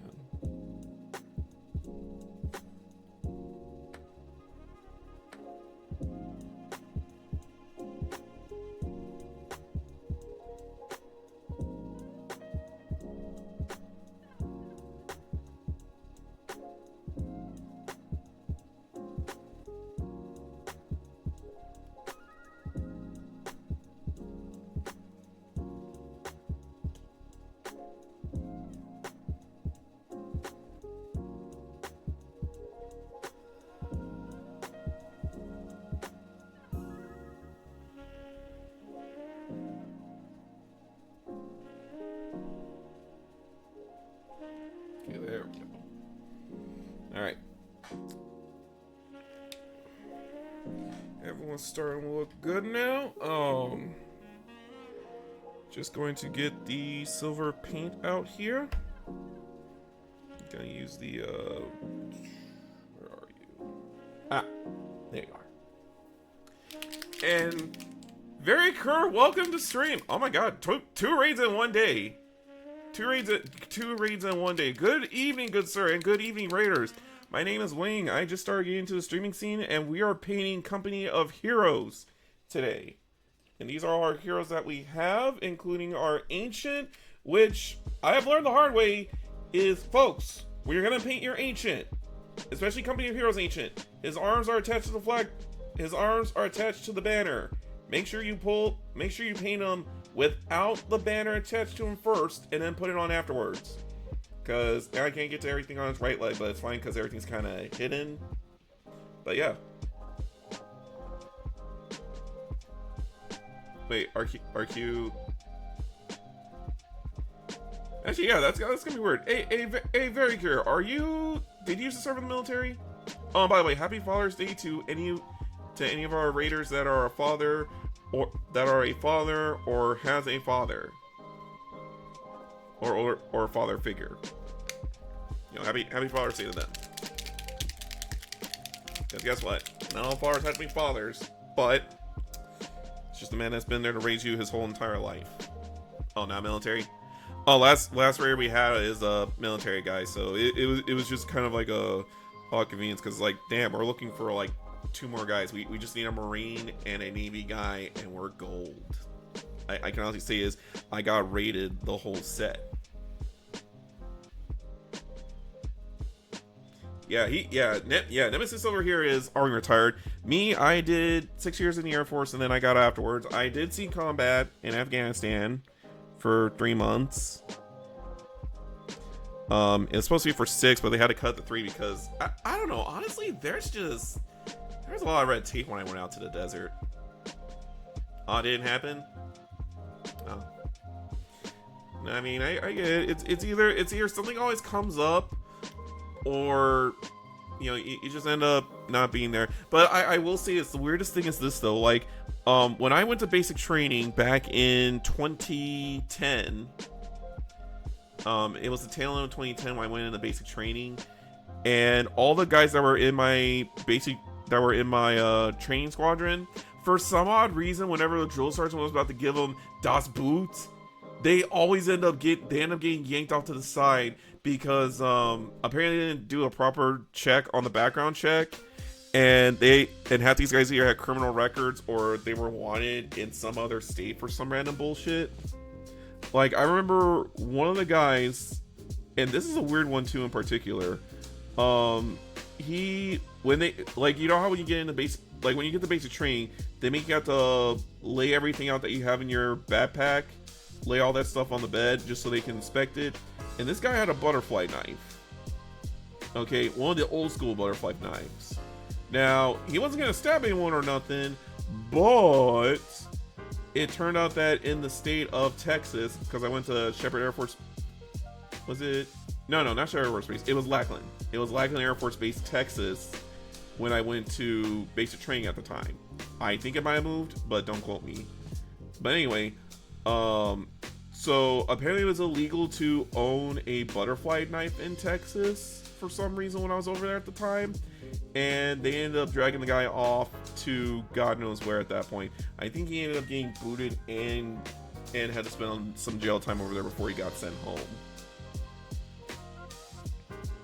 Which I think was actually crazy. It's like, how, like why did the cadres not, like, why the sergeants didn't say anything on the spot is beyond me. But I will admit though, one moment the military had was, I will never forget this guy's name. His we go by last name Stacy, so his last name was Snow, like winter snow, and I kid you not. So I was having to be the last one out for Chawl because I had to sit there and do guard duty for the dorm one time. I forgot why. I wasn't in trouble or nothing. I just was like, oh, I drew the sword straw, so I had to go and do it. So the kid that came to relieve me was coming in with training Snow. And right when me and the other guy were gonna go, we're all leaving, the guy missed a step going downstairs, fell forward, and landed neck first. And I shit you not. Now the guy Snow, prior to joining the military, he was EMT, paramedic, first responder. Which, holy shit, what are the chances of that happening? You know. Like, you need help, and the guy who happens to be on scene is paramedic. So anyway, I went down. So anyway, I ran back upstairs to hit the intercom real quick to get some help. And the guy was sitting there kind of going like, "Why did you say your reporting statement?" He's like, "Sir, training while reports is louder. Sir, training while louder." I'm like, "Oh fuck it, sir, we got a kid down. He landed neck first. Snow is over there right now. He is a paramedic. Do what he says." You know, so the cadres came running and they're about to start cussing out Snow until he, and this was the funniest shit too. Like, I know it's kind of fucked up, but he's like, "Snow, what the hell are you doing?" He's like, "I'm saving this kid's life. I'm former EMT, remember? So someone call 911. I'll keep his neck braced." Because he was like, it's like a, I can't do this right, but it's kind of weird because I can't show it on camera too much, but it's like he did like this arm brace where you're supposed to put your arms on the side like this, Shepherd Air Force Base. No, like I lived at Shepherd Air Force Base, Texas as a kid, but the official training base I went to for basic training was Lackland. But still, Snow basically had him on a neck brace. He did a makeshift neck brace with his arms like this, and basically kept him there until the paramedics showed up and carted the kid off. Now, surprisingly enough, the kid had to stay in med bay for the next several weeks. So he pretty much had to sit on his butt the whole entire time at basic, trying to wait for his neck to recover. Now, kid walked away fine. He walked away fine. He didn't have any impairments or nothing like that. So Snow basically saved his butt. I never forgot that kid. I never forgot Snow since, but it's like, it was just nuts how everything happened. And eventually what ended up happening was, by the time he got cleared, we were ready to graduate. And the sergeants were fighting to make sure he could graduate with the rest of us. But they said, well, no, because he didn't go through the other... we were on week 2 of 8 on basic training. Because Air Force basic training is 2 months, so 8 weeks. So because this happened on week 2 of 8, they pretty much... They're about to ready to wash him back to like 0 week all over again. Until another flight just now entered week 2. So they put him in that camp over there. And I don't know what happened over there because I graduated at the time that happened, but it's like they did fight to let him stay in. So he ended up staying and finishing out. I'm assuming he finished out his time at basic. I say that's some god tier timing if you ask me.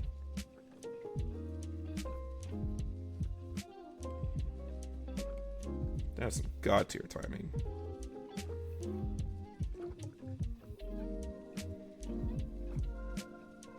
But yeah, the kid's just, he's doing fine. And then I will admit the time I was in the military, those were the best 6 years of my life. And I ended up having to leave due to circumstances that I'm not at league to say, which, you know, I didn't get dishonorable discharge, get general discharge. No, I honorably got discharged. It's just I wasn't allowed to re-enlist at the time due to some they were downsizing at the time, and there was some other stuff that was going on. But you know, that was the end of that. Am I still salty about it? Yeah, kind of, but at the same time too, I'm like, you know, things happen for a reason. But I'm so glad I served though. Because ever since I was little, I wanted to serve in the military. Serve in the military to defend my country and make my parents proud.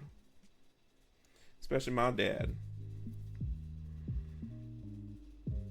Which, funny story about him since it's Father's Day. So one time when we were stationed out in Alaska, and my dad was I think he was like battalion commander at the time it happened. Because he was enlisted, he wasn't an officer, but he kind of made battalion commander or something like that, and he got put on standby that night. Around the same time too, my school was having like a little charity school fair event, and nobody didn't show up because it was on base. So of course all the soldiers, all the kids' parents were military, so they're all at base like right now, not able to get out. And the craziest shit was I told my dad about it, and he ended up loading everybody onto the troop transport trucks. I forgot what they were called, but they were the giant trucks that transport the troops around. Lure them all up on there, brought everybody over to the base on the excuse of, you know, okay, here's your order, go find your kids and spend time with them. And that was like one of the crazier nights over there, because like my dad only brought over himself, but he brought everybody else over to spend time with their respective kid.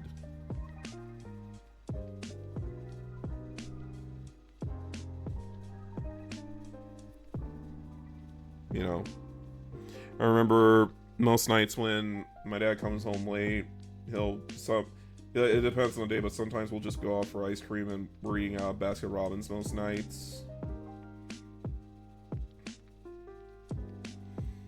Or when Oh my god, as much as I hate the story, I actually like telling this story. Okay, so at my house right now, I have a shed that's out back by the creek.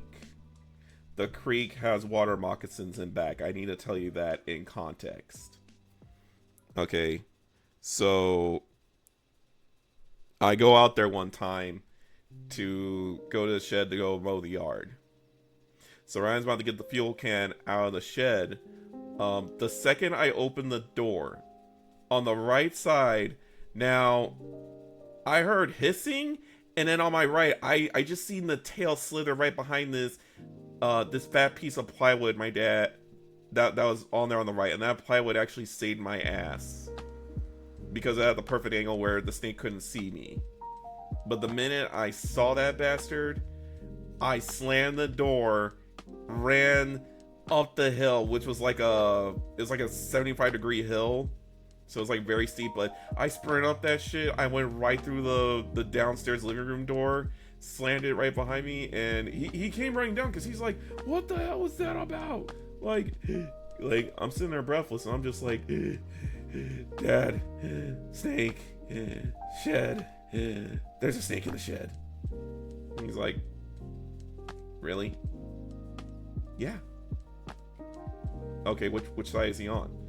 He's on the right side. Like, if you're looking at the door, he's on the right side of the shed. So he puts on his shoes and just walks out there. Now, mind you, my dad is a country kid.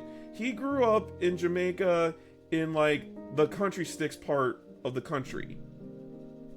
Okay.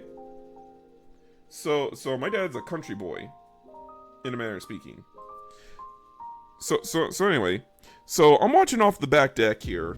So my dad walks over to the right side of the shed where I told him the snake was at. He ends up spider kicking it twice, and then he gets behind the door, and then he ends up opening up the shed door. Like he stands right behind it, and he opens up the door for a snake where it just lunged out. Now mind you, I'm watching this from the deck all the way up at the top of the hill. So the snake lunges out, and he's standing thinking, "Hey, where the other kid at?" My dad picks him up by the tail. I shit you not. He picks him up by the tail and just hucks that motherfucker right into the creek.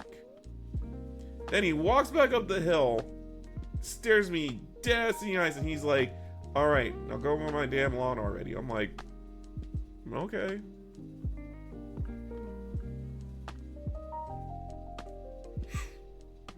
I never forgot that.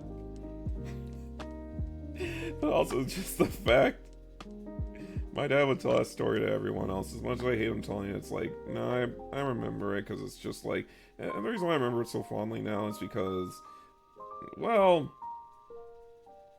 it's my dad, and that's why, yeah, it's hilarious because my dad knows I'm scared shitless of snake. Like, it's like the equivalent of like, you know, most girls will freak out when they see a mouse or something like that.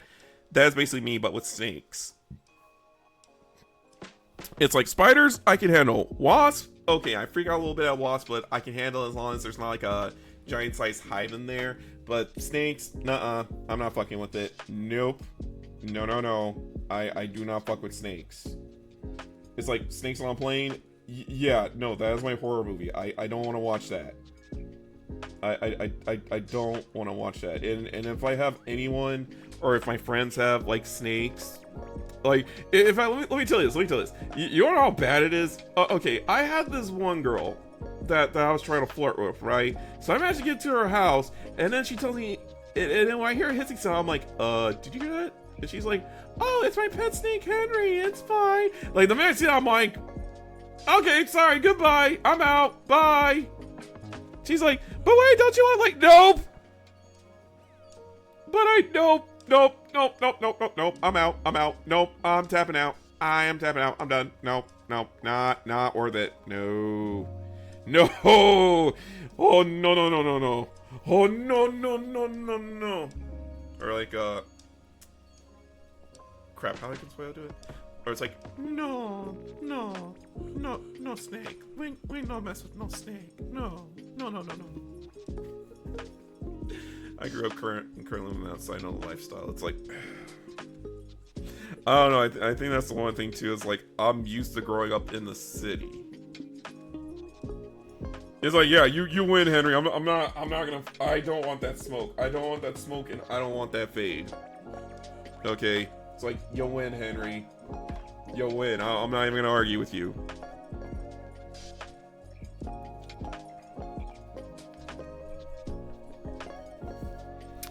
By the way, that's just more like bye, Felicia. Bye, Felicia. I ain't doing this with you.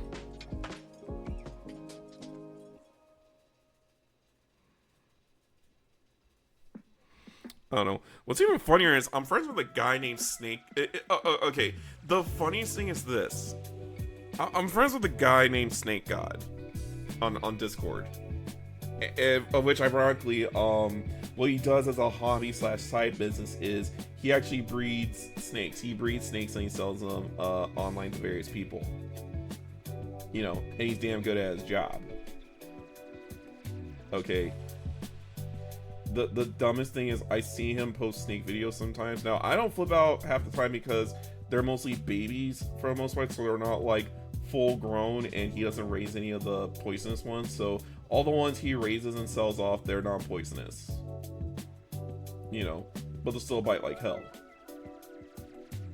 You know, I'm just sitting over here with Snake, and I'm just like, I don't know. It took me a while to get used to it. And while I'm comfortable, but I'm not like comfortable enough where it's like I want one in my house. Like, oh my god. Okay, this one cosplayer, she goes by Sidori. I remember seeing on her Twitter post one time, and she's like, "Oh yeah, sorry for delay in content posting. I just had a snake and I'm crashing into my house right now, and I don't know where he is." And I'm just sitting there like, run, get the fuck out of there, go crash out of friends for a week or two. And here's the other thing too, like she called animal control, which they're being slow as hell over there. I don't know why. Like, she called animal control and they still couldn't find that bastard. They couldn't find. Did it break in? Yes. Well, it somehow snuck in there, but it was like it was like one of those holes in the wall kind of deal that she wasn't aware of at the time.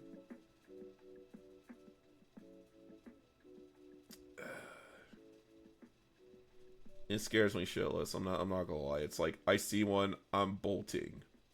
And the fucked up part too is the other day when I was going down to the show with my grandma to get some of her stuff out of there, she's like "Oh, Wing, make sure you don't mind the snakes out there." Like, I turn around and shot her this nasty death stare at her. Like, don't even joke about that. Like, don't even joke about that. And I told her too, I'm like, "Grandma, I hope you're cool with God, because you know I'm gonna bolt, right? Like you know, if there's an actual snake, you know I'm going to bolt, right? Like, good grandson be damned, I'm running."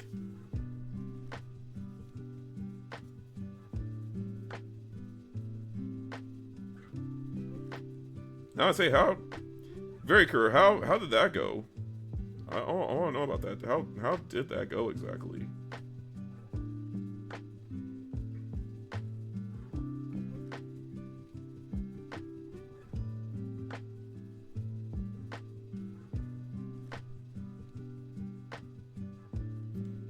Hopefully, I'm hoping you got the drop on him before he got the drop on you.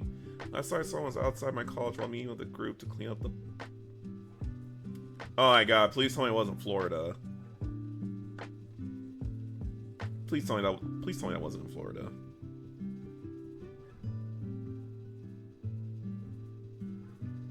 Like it was a. No, it was Texas. Oh my god, that's even worse. Because in Texas, you got rattlers out there, which, yeah, you get bit by one of those things, it's like, yeah, good fucking night.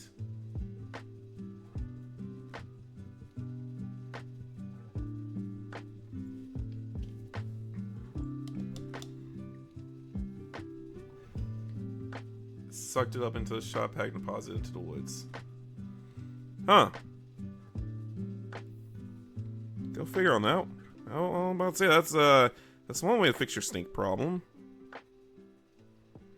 Kind of seems like what people do with wasps sometimes.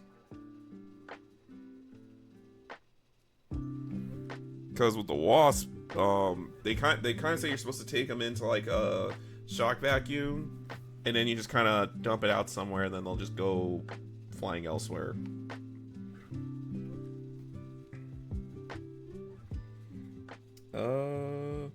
I forgot what I was gonna do here. Oh, right. I was gonna touch up the barrel.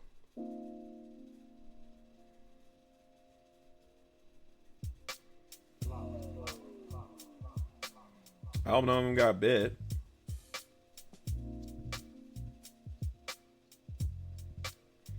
Besides, the only rattlesnake I want to see is freaking Stone Cold Steve Austin, the freaking Rattler. Thing I remember one time during, oh no, bites. Okay, good. I remember during, back during one of the WWE shows back in the day, Jake the Snake during a Royal Rumble match when it was his turn to come up on there, he ended up throwing a bag that had a, you could tell the snake was faking that one, but it's like he threw his bag that had a snake in it, and when he got out of the bag, all the other wrestlers just dipped the hell out of there. I'm like, oh hell no, I don't blame him. I'm not fucking with that. I'm not crazy enough to fuck with that. Like, there were like, what, 10 dudes in that ring, and he managed to clear it all out, and he managed to clear them out in less than 5 seconds. But I don't blame any of them wrestlers. Even if you say it's fake or whatever, it's like, I'm not taking a chance on that thing getting bitten. Oh, speaking of which, I will tell you a fucked up fun fact about snakes. If you watch the original Friday the 13th, there's a scene where they had this one, and this is a weird one too. Oh, okay. So there was a scene where they had this black snake kind of slither all its way onto the cabin, and one of the guys like took a machete and cut his head off. Now get this, it was a 2-cut scene. So in the first scene, when they showed the snake slithering, it was fake. But when they showed the second scene where the guy actually cut the snake's head off with a machete, that was real. That was a real snake. That actually happened. Like no faking it for the cameras or nothing, which it seems weird to me. You know, because I thought, oh, it's just a fake snake. Like that's all it is. But it's like, no, it's a real one. I just thought that was weird as balls. Like why did you bother cutting a real snake's head off? In fact, it's like, weren't you worried like one of your actors would get like bit or something like that? I mean, how do you know it's not poisonous? You know, it's not like nowadays where it's like, and also it's like you had enough practical effects to do all the other kills and stuff in the original Friday the 13th movie where you could have done it with no snakes getting hurt, you know.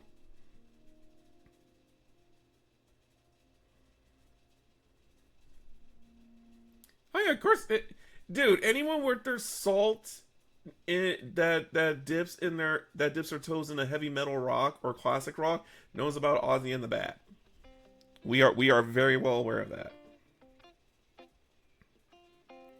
Or the fact that his lead guitarist gave up his 2 fingers to birth heavy metal, which were these 2 right here. Literally, it was like the last day when they were gonna quit their job at, I want to say it was like a steel factory at the time where they were working at. It was their last day on the job where they were gonna quit, where they were supposed to quit their jobs. His lead guitarist suffered a freak accident where it cut his ring and pinky fingers off just down enough. So pretty much like, you see right where the bending marks are at on my fingers right here. It's like he pretty much had that much finger left. Like they were just nubs. So the crazier part was, as he was playing, it hurt for him to like, because he was still playing, but it hurt when he tried to play on his nubs. So he ended up forcing him to play on a lower note, so it wouldn't hurt as bad. And when he went that low, that created the sound, which would go on to be heavy metal. Combine that with the actual Black Sabbath song that actually came from the fact that Ozzy gave one of his boys supposedly it was a book that was supposedly it was an actual witch's book from the Salem witch trial days, and it gave him like this really trippy ass nightmare to the point where as his buddy was describing it, Ozzy turned it into the lyrics of the titular Black Sabbath song, which was kind of crazy because not a lot of people know that. Which I know I got done cussing out a kid over at my locals that was wearing like a Ozzy Osbourne shirt, and when I hold up my two fingers like this, and I told him, I was like, because when I hold my two fingers like this, you know, I expected him to know it, and he's like, what's that supposed to be? It's like, you don't realize it cost him 2 fingers? How the hell are you wearing a freaking Black Sabbath shirt, and you're telling you don't understand the importance of these 2 damn fingers right here? These 2 fingers birthed heavy metal. These 2 fingers birthed a lot of future rock bands we know and love today. Okay, these 2 right here. Which guitars? I have to Google it real quick. It's his original one from like when Black Sabbath first started out. Like deadass was just born. Oh, Randy Rhoads? Okay, hang on.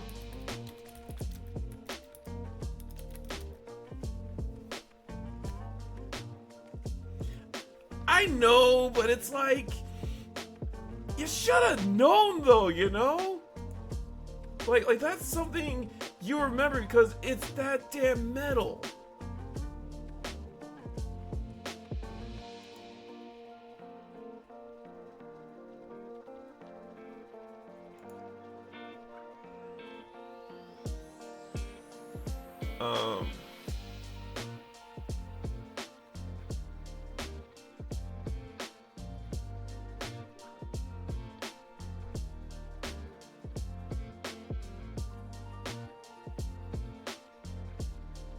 I think it was Tony Iommi. Yeah, because I looked it up. Yeah, it's Tony Iommi. Tony Iommi was the one that got into the accident that caused heavy metal to pop off as it did. Speaking of which, I need to make sure, because I'm going to tell you this like right now. I want to paint some of the newer orc models if I can get my hands on any of them. I need to load up either the Jack X soundtrack, or I need to make sure I have some heavy metal classic rock, including some of the stuff from Ozzy Osbourne, playing in the background while I'm doing it. It's like copyright be damned. It's like copyright be damned, because guess what? You need to understand, like, I'm painting orcs. I don't need slow, chill jazz music. I need hard and heavy metal. I'm painting Speed Freaks over here. Which I have the game on Steam, by the way. I do owe y'all a gaming stream at some point in the future, but first I need to get a new pair of headphones real quick so my audio doesn't leak out. Am I using OBS? Yes, I am. Yes, I am. And I'm still new to figuring out stuff. So, if you got any tips or any pointers, please feel free to throw them at me.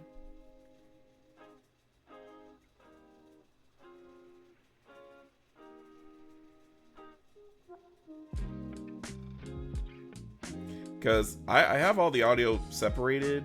I just want to make sure I have headphones so that my internal speaker, so this way all the audio goes into my ears.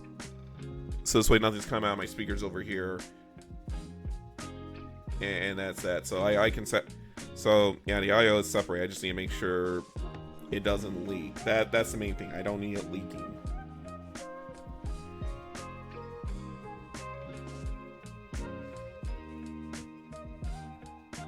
Speaking of leaks, let me tell you something. Make sure you check your homeowner's insurance to make sure they do cover for leaks, or at least they cover for repairs to any walls and floors that leak damage does. Oh, power's back on. See, look at that. You thought you were going to be in the dark all night? See, look at that. You're back.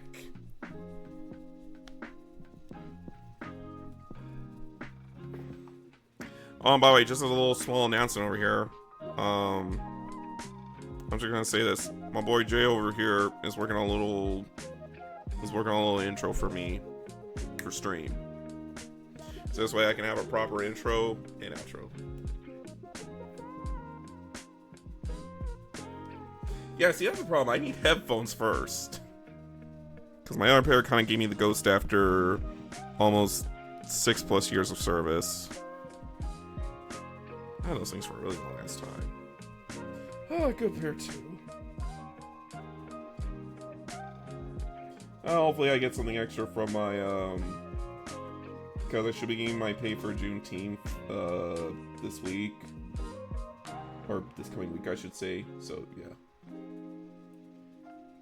Alright, vehicle, take care, man. And, hey, make sure you hydrate as well. Okay? Everybody hydrate. If you're on my stream and you're watching this right now and you're listening to me, everybody go grab a cup of water. Everyone drink a tall glass of water. Okay? Actual water, not Powerade or Gatorade or Monster, which Chibi, if you are in stream lurking right now, I know you're a maniac. I know you drink so much Monster to the point where when the doctors actually okay, I shit you not. I wish he was here to back me up on this. No bourbon. Yeah, no bourbon, no alcohol. Everybody needs to drink water right now. Hydrate. We're in summer. I don't need anyone getting a heat stroke. Okay?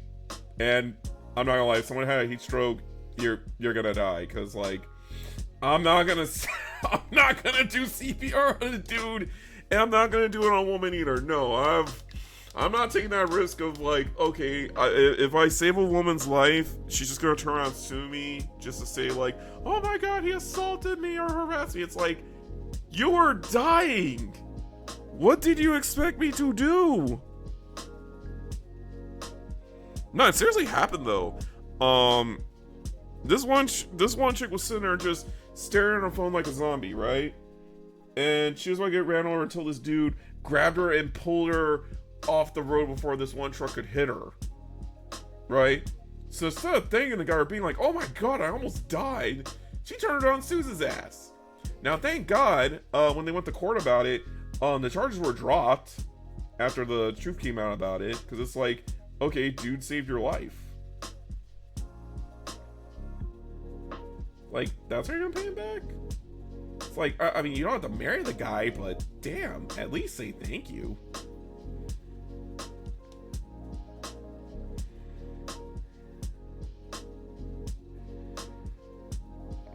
So that reminds me, I need yeah, this week I need to order some more wet pallet mats, because I'm starting to run out. I wonder if Hobby Lobby has any spares. Okay, I'm gonna touch up his backpack a bit, because I got a little bit of gold on it. And then I'm gonna take a little bit of Vallejo Red.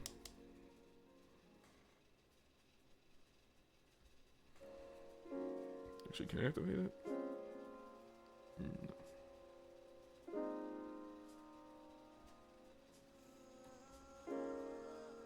Okay, wait a second. So I'm gonna take some Vallejo Red, and I'm gonna do his eyeball a bit. Cause I've started getting a habit of now I'll actually show you guys this, because I think this is actually pretty cool.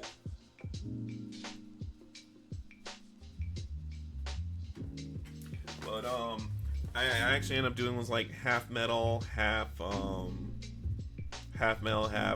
layer paint, half contrast paint on my leaders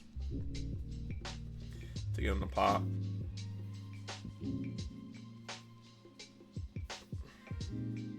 But yeah. Now mind you, I'm painting these minis as holes instead of sub-assembly when I did these. Because in retrospect, I should have done it in sub-assembly, and it would have came out so much better. But, hey, we're learning. Remember, kids, if you're going to do character models, make sure you paint them in sub-assembly. As for your grunts, put them together, paint them up, do the best you can.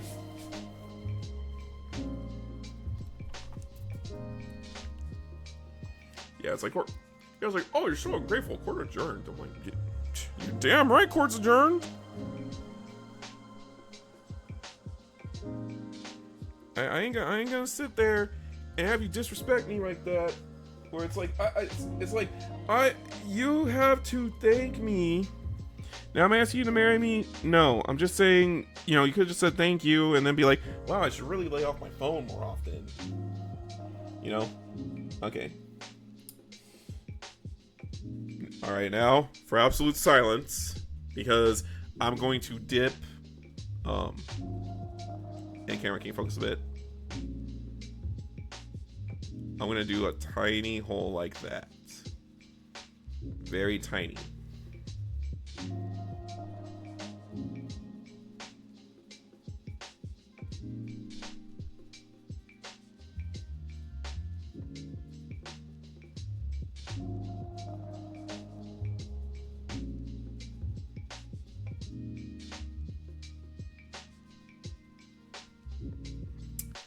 Look at that. Damn, I'm good. Oh.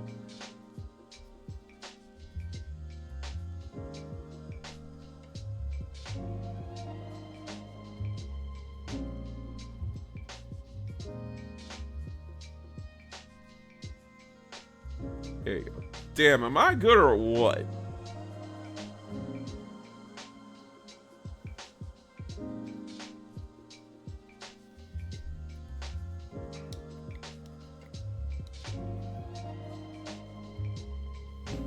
I overpaid.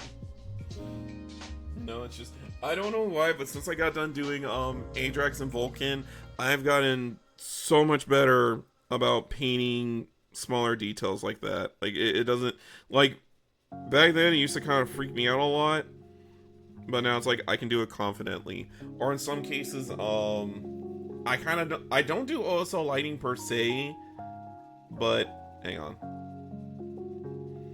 But I get enough in the eye to the point where it creates like a little OSL effect on the side. Although what I'm probably gonna end up doing is because I'm gonna apply some Grimdark over it. So I'll probably leave the eyes blank so that when I come back in with the Grimdark and I clean out the white spirits, I'm just gonna take that radiant yellow and use it on the eyes to kind of make it look like they're glowing through the dark. Cause I'll admit, when I did on the OG Salamander, I think I kind of went too crazy with the Grimdark. To the point where he kind of looks a bit too dirty to my liking. Because I want him dirty, but not like blackout ash. Like I want him to look like he just stepped out of Ishtan. Like he just stepped out of Ishtar 5. Or is it Ishtan? Ishtar? I need to figure out how to pronounce that later.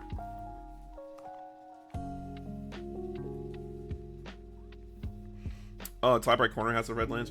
I thought all three had like the red lens in general, because I was gonna make his eye yellow, just to be like, okay, like I have my targeting laser now. But yeah, this is the original Salamander I did in Grimdark for the first time. As for his shoulder, I was trying to follow the recipe on Warhammer's website, on Warhammer's YouTube channel, on how to do the cracked lava effect that the Horus Heresy Dreadnoughts had, the new Saturnine ones. I tried to replicate it, but I couldn't get it to do it right.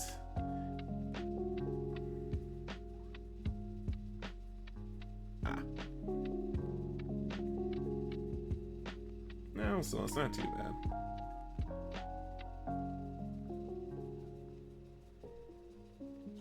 But as you see right here, this is my Salamander attempt. I don't know what the hell I was thinking when I decided, like, oh, I'm gonna take some abbadon block and I'm just gonna staple the feet a bit, because I was trying to do like a weird basing effect, like, because I'm gonna rebase all these guys later, because what I'm gonna end up doing is I'm gonna order some Diorama FX black lava rock effect to just kind of make it look like they're really standing on lava, and then I'm gonna paint the lava colors on the edges of them. You know, but I'm still gonna leave the base like completely red as is, because it'll help my guys stick out more. Because everybody tends to be like,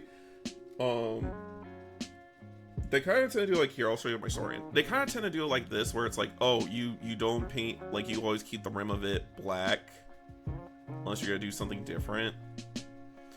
Which, by the way, this Saurian unit I painted was the free mini this month, and I just painted it for my mom because I don't know, I decided to paint him in Mexico colors, and I decided to give him a green face to be like, yeah, he's got green face paint, he's got his Aztec stuff on there, and I think my mom will like him because she's a big fan of Aztec stuff. You know. So, yeah, this was like my Salamander first attempt, and yeah, I did yellow paint over the eyes, and that's why I'm like, okay, I'll take that effect. I don't know, I'll see how it looks when I do it after. When I do it before I put the Grimdark on there, and I'll see how it looks after, but I kind of like the idea of like their yellow eyes sticking out because it looks like it's still kind of like glowing through there. And also you make sure to keep the Grimdarking off of the plasma coils. Because I don't know why, I just decided like, oh hey, let's just wash the whole thing over. Just wash that whole thing in real good. You know, but it still came out really good though. Plus, greatest part of all is with Grimdarking, gives a nice recess shading, and then when I clean up, it kind of creates its own edges to it, so you can actually tell the definitive parts of the mini, which to me is kind of way easier than having to sit there and like highlight every damn edge on the thing, because it's like, because if you look at the box art for any Space Marine army or anything from Warhammer in particular, especially in 40k you see it obviously, but it's like you have to highlight every damn edge with a damn toothpick, which by the way, it's doable. By the way, it's very doable. You just have to be really careful with it when you're trying to actually edge highlight with a toothbrush, you know. So you know. And also, I meant to show this to you earlier too, because I showed it on stream. But I did actually mess with metallic white for White Scar, and this was actually my first attempt at edge highlighting with the red. I used the light version of the Forged Red from Vallejo's True Metal.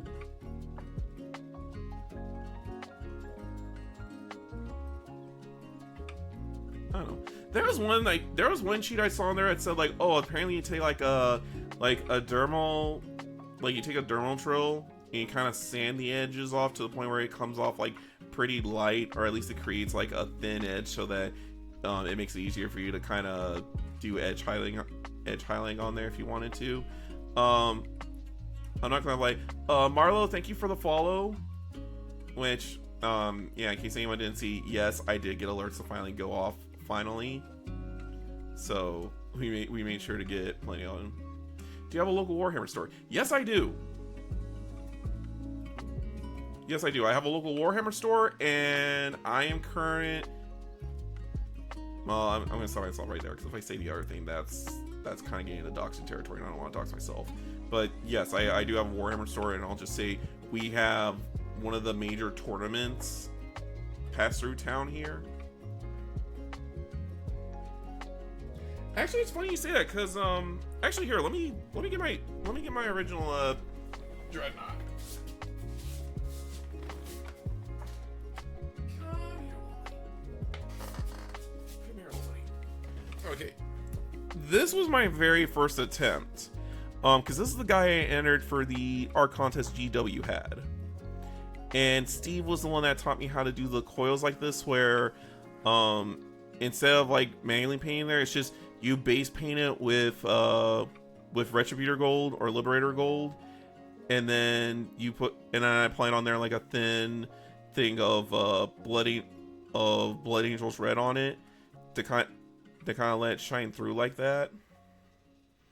And then I don't know, I had a thing going on. Now another guy in I can say this, there's another YouTuber I watch, which is Nuka Kitten. She does some really amazing stuff, but there's this guy in her server that actually did like this beautiful cracked marble effect with the gun, where it looked like, where it had like orange streaks kind of coming out of it.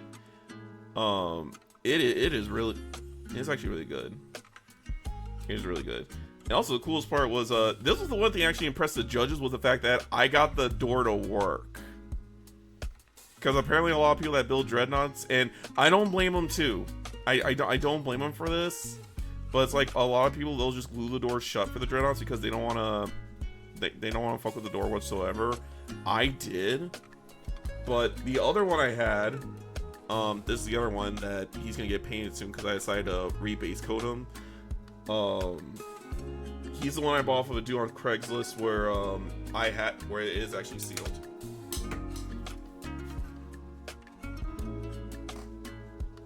Yes, it's supposed to be you load it with a light amount of paint, and then you're supposed to just kind of like brush it on the edge, kind of like this. Just use the edge of your, just use the side of your brush to just get the edges like getting real good. No.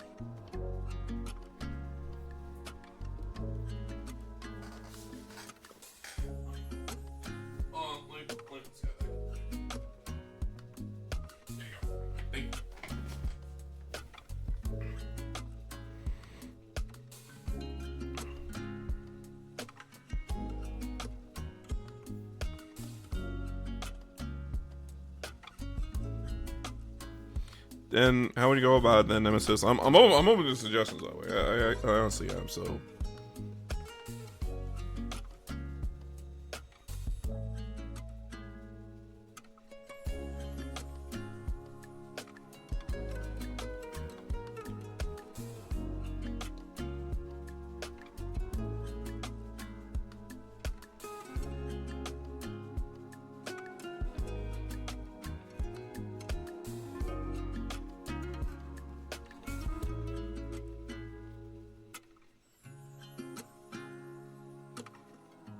Oh, that.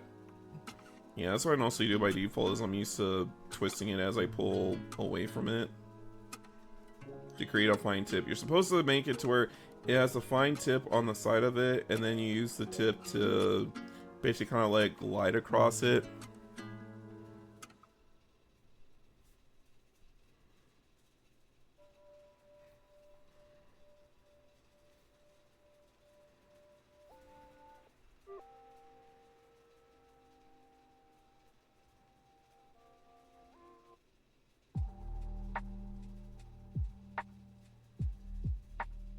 I don't know why I never did the metallic for his backpack. Why did I not do you? Oh, and oh damn, I forgot to get the gold on here. Yeah, we need a, yeah, he needs some touching up.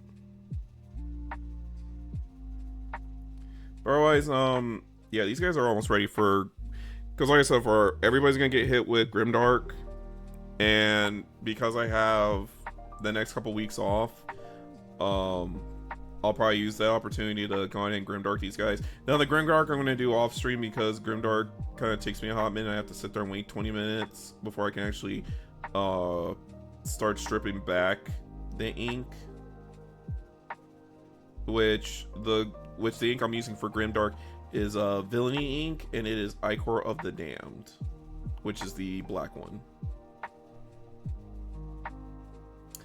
Speaking of which, I need to see about, now I'm not going to play Trench Crusade, but I do want to get that one really sick looking mini that they had that was like this big old dude that looks like something out of Blasphemous, that was like this church knight, this church tower knight that literally has like a human on his shield.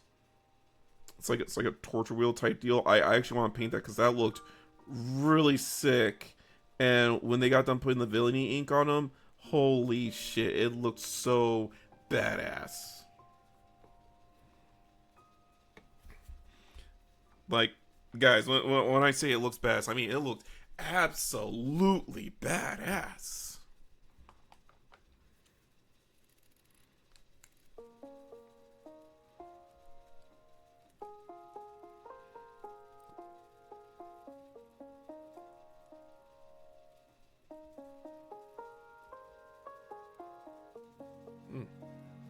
Okay, for this abbadon black, I need to see if I can load one of the activator balls in there later, because yeah, yeah, you need about a good 5 minutes on the damn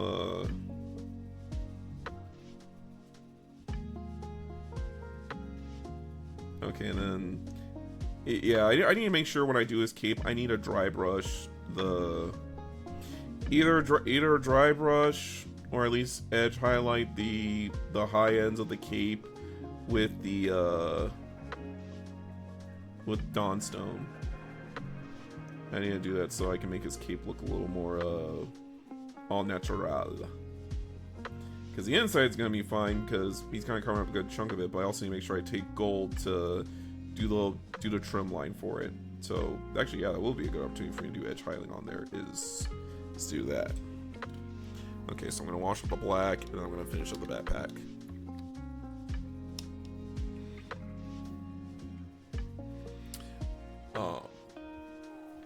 As I said, our Discord server is gonna get worked on.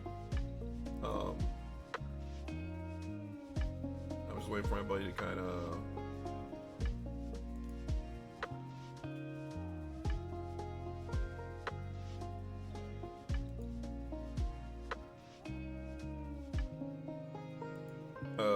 Hang on a minute. Let me search real quick.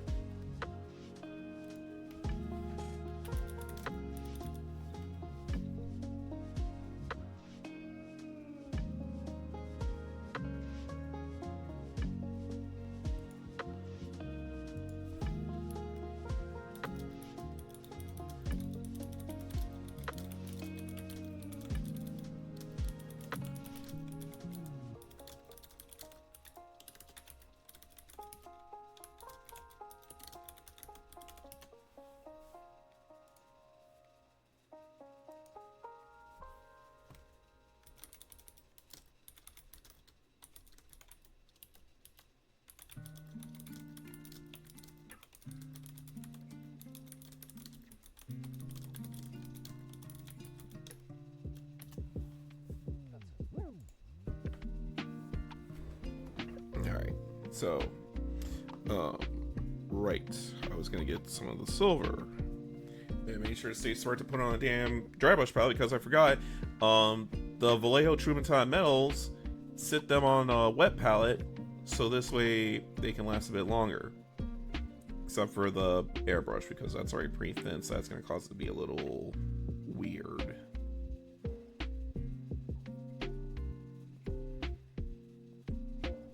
There we go.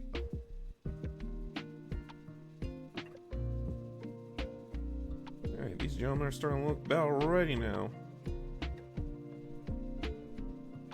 Oh.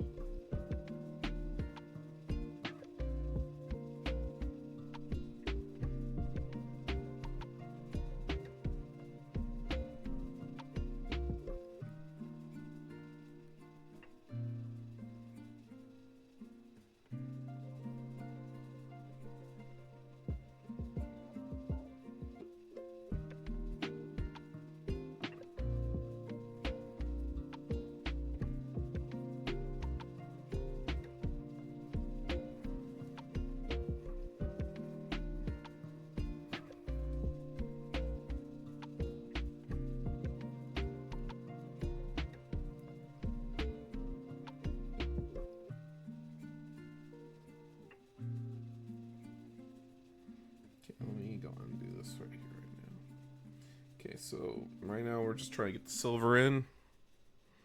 Trying to do this.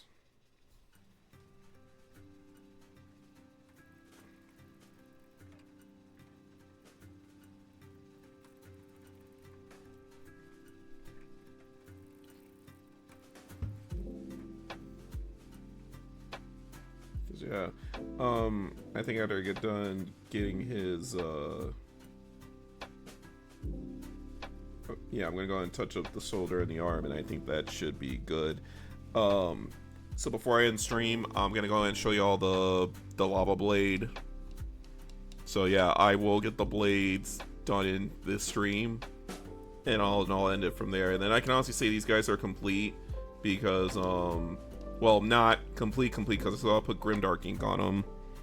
But beyond that, they should now be ready for combat.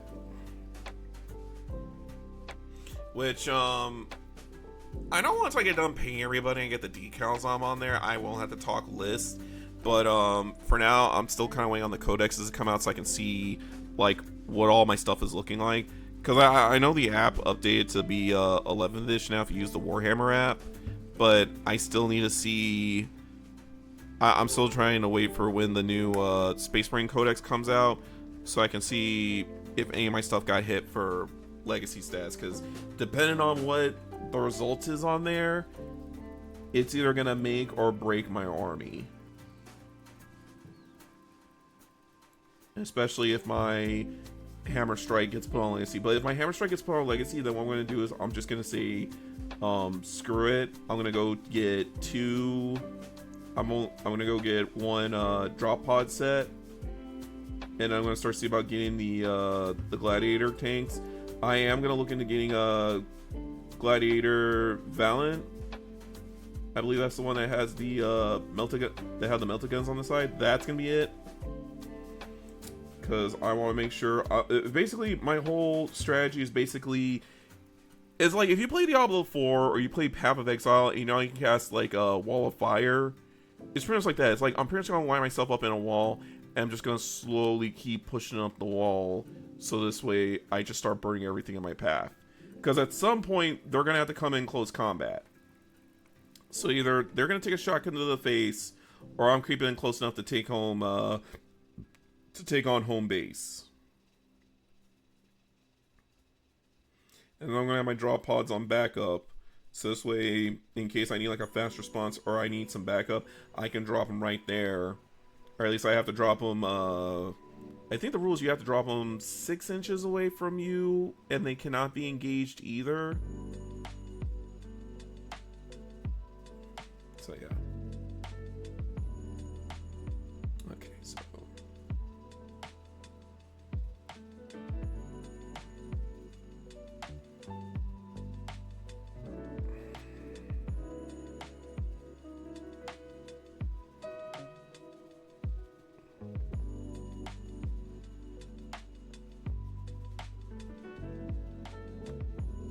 Okay, so, let me get my, actually, let me go and swap over my paper towel here real quick.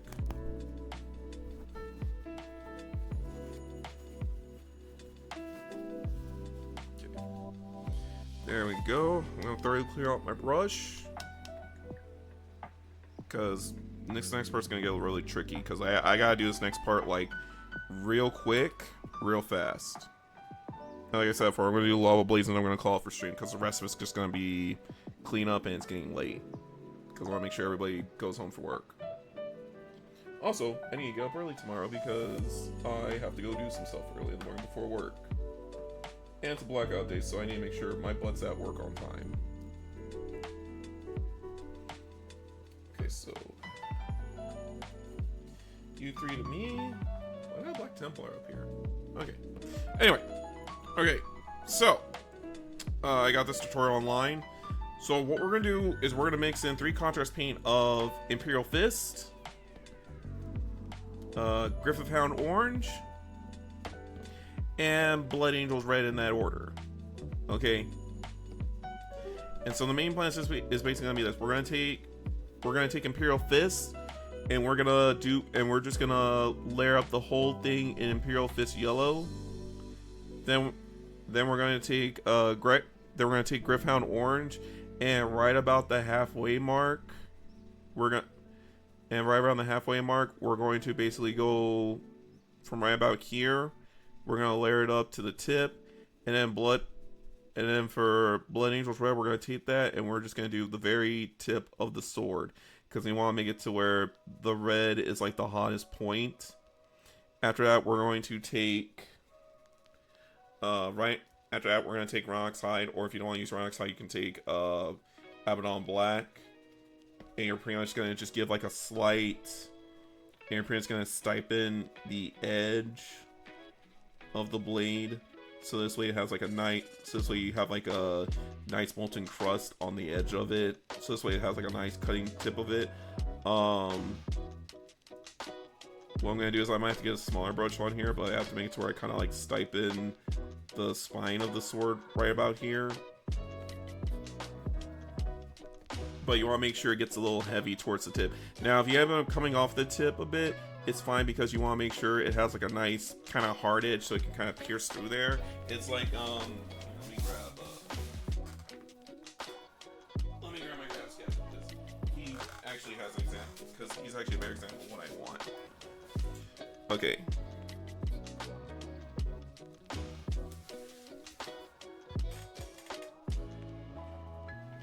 Actually. Okay, correction, I was wrong. I was very wrong. Okay, so here. Okay, so actually, forget all I said. Okay, so look at Ajax's spear, like not Ajax. Look at Vulcan's spear. Okay, what you're mainly gonna do, and I'm sorry, forget everything I said earlier. What you're mainly gonna do is you're gonna coat everything in Imperial Fist yellow. Okay, while it's still wet, you're going to basically take the edge of You're basically gonna take the Gryph-hound orange, and you're pretty much gonna do on the edge of the blade. Okay, but you want to make sure that yellow core is still there, but you kind of want to give it a nice kind of paint the edge of it a bit with orange with Gryph-hound orange, and then the final part is where Blade Red, you're going to do it right on the very tip. Okay, you want to do it right towards the tip of the blade because that's where it's going to be hot. And then you're going to take the Rhinox hide and you're pretty much going to just edge highlight the whole entire thing, but you kind of want to stipple it a bit so this way it kind of looks like it still kind of has the lava cracks flowing into it, or flowing through it, I should say. Is that understandable, or am I confusing folks?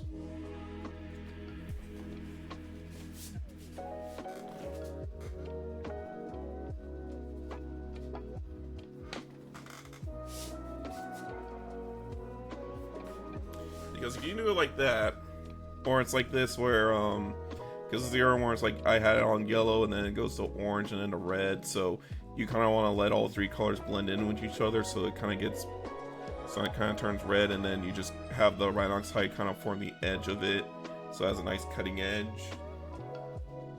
Either way works, but it kind of depends on how you want your blade to function exactly.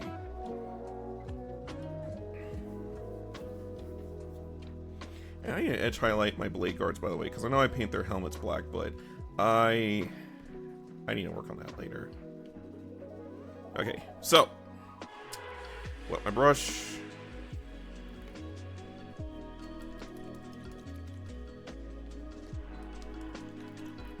Give everyone a nice shake before we do this.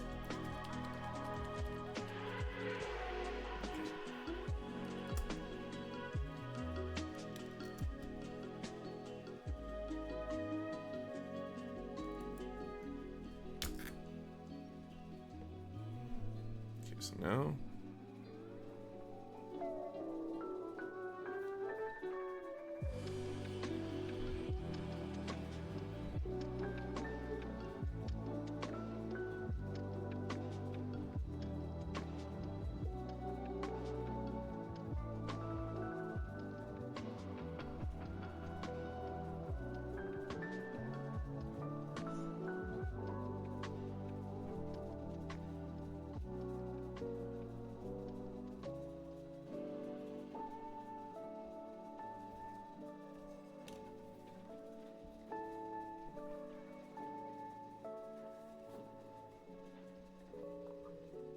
take the Gryph-hound orange.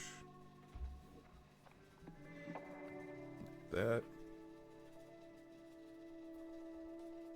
Okay, then it's gonna paint the edge.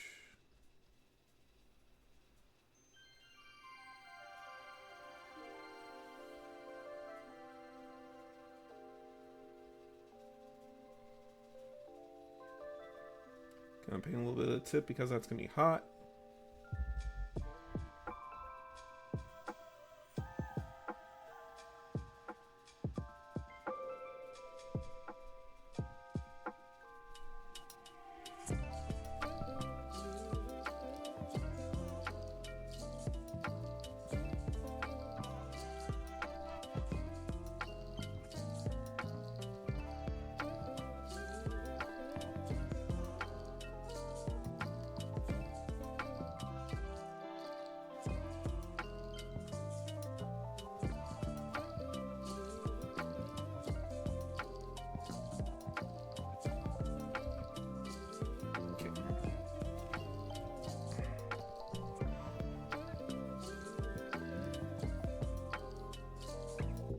Take that off. Blind Angel's red. Dab, dab. Then we're gonna go right up here towards the red edge.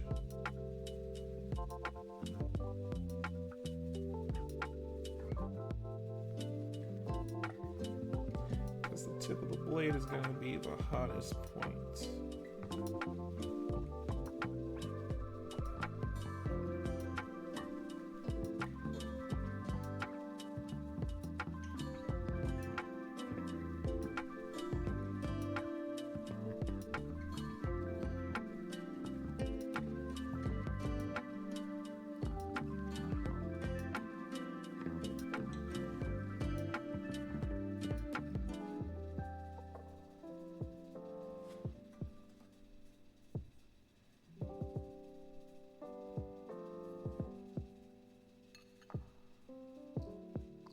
Okay. Alright, now while I'm letting that dry, we're going to do this again with the second blade.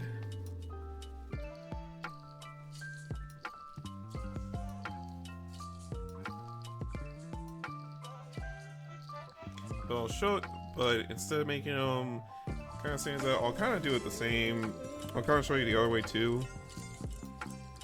Just to kind of show that, because I know some people like to vary the blades.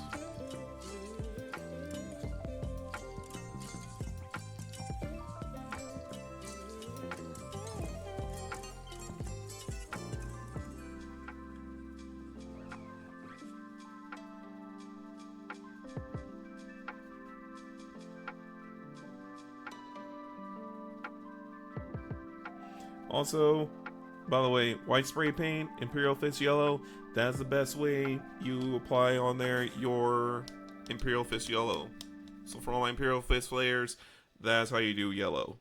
Now you can also get color forges, I believe it's called Adarian Sunset, I believe it's called. That's also gives you the same contrast as Doran yellow, which is the base paint version of Imperial Fist yellow. Comes out a little darker, a little oranges, but it matches with the box art. And just to kind of show you, right, so it's like you're just gonna go halfway through the blade. And you're just gonna keep covering it. Like I said before, you want to do this while it's still wet, because it'll give a nice blended effect.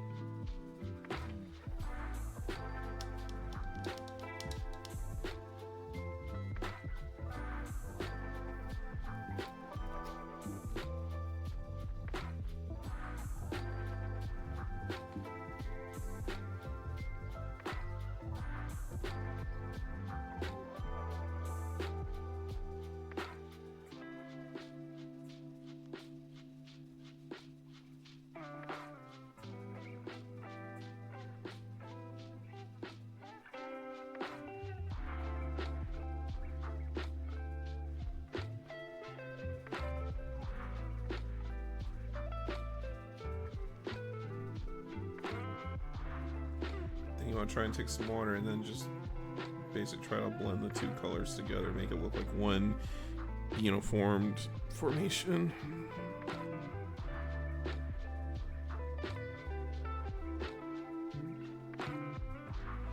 If you have to, try mixing in some red and yellow. It's going to take a little bit of a mixing process here.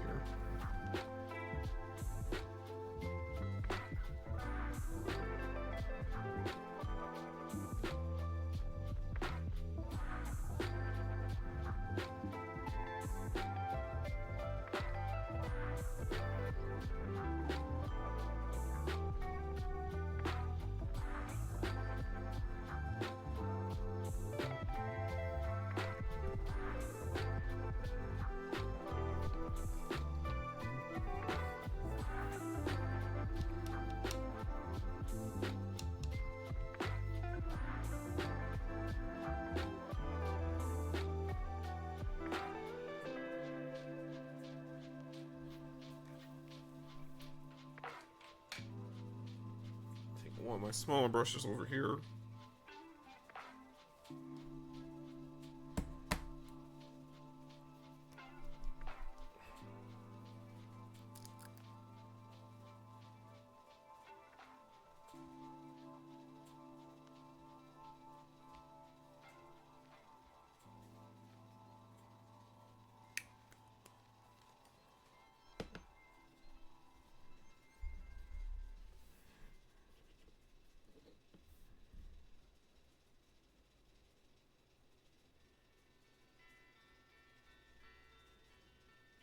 Then what I'm going to do is you're going to give it an edge highlight, but you kind of want to stipple it.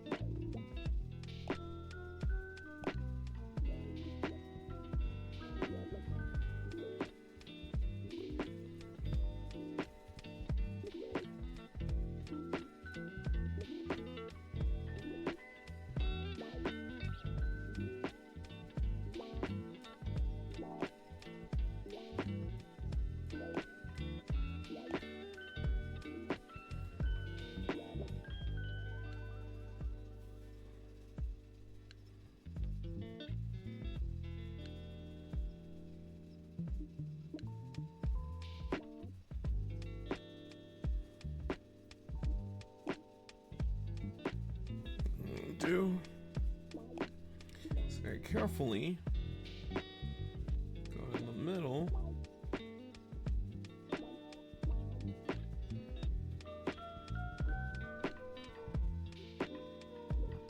Just kind of leave tiny dots on the spine.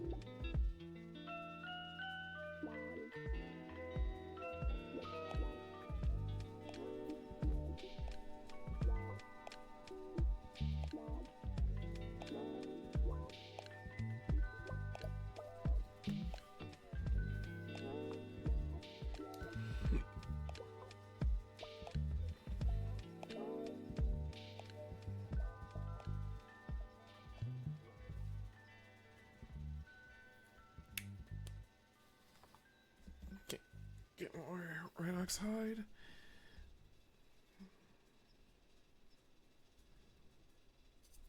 Okay.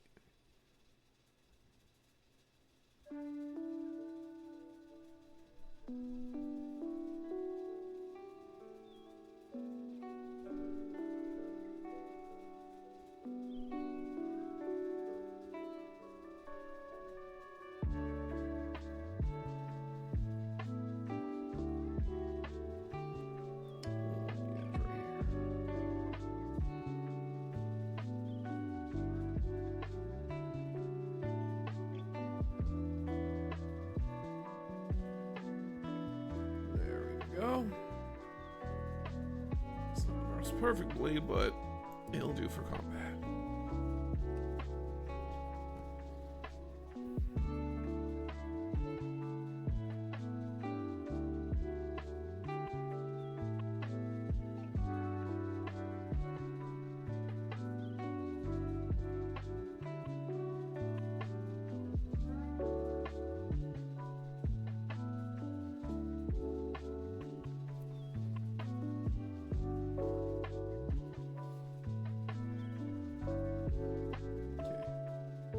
So, like I said, I will be having some time off next week, so it'll be kind of guerrilla stream until I kind of get something established.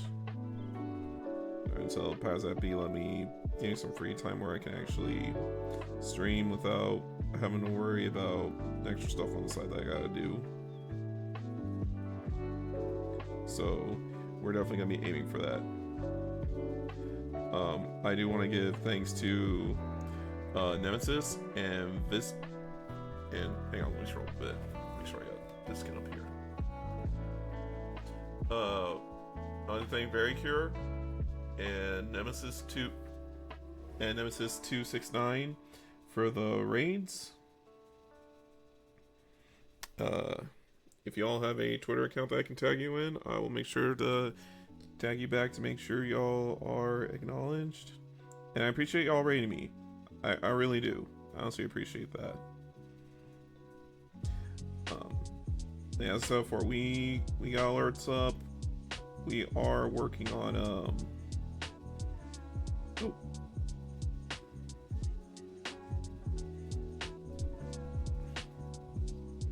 So yeah. It's like the most terrible attempt at a blade.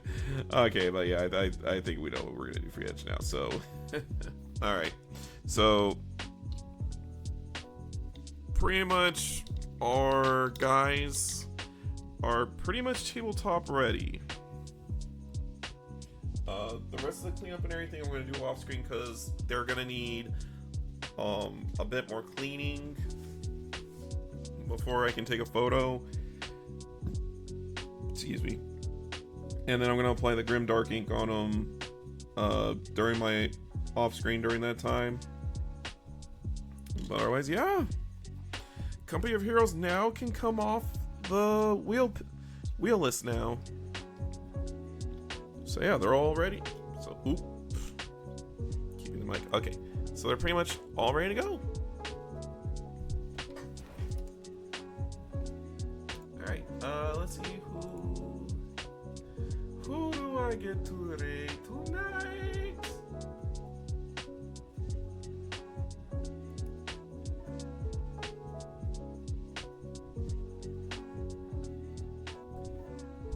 Okay, so I got okay, so we got Nico Mama. Nico Mama would be a good one.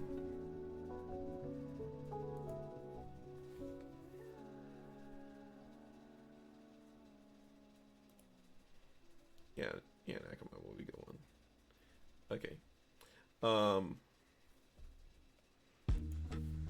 Before I go, let me just lay these guys out right here. I'm just gonna give one last show, like right here, just to say everybody's done. Otherwise, thank you all for hanging out with me on stream today. And we're gonna go from there.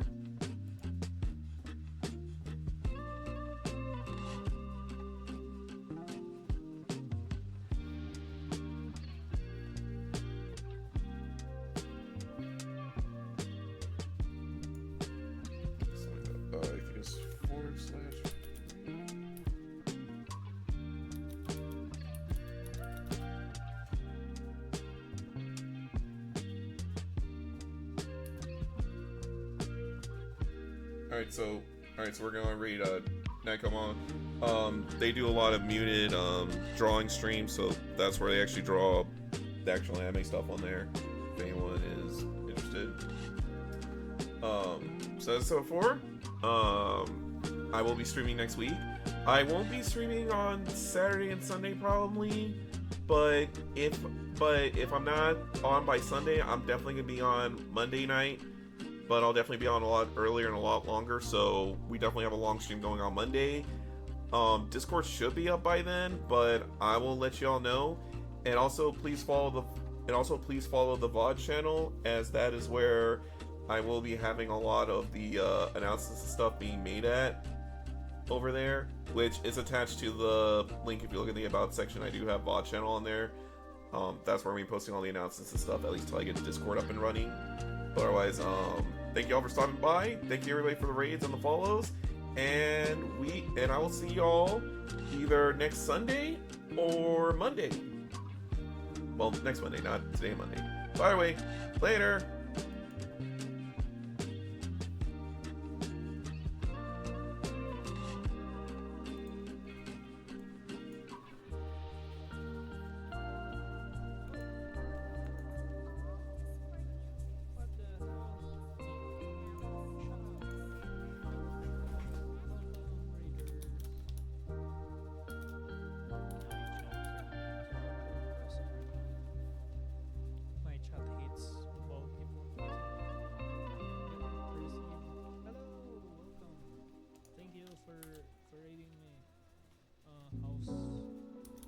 House stream. Hello. I'm just trying to draw.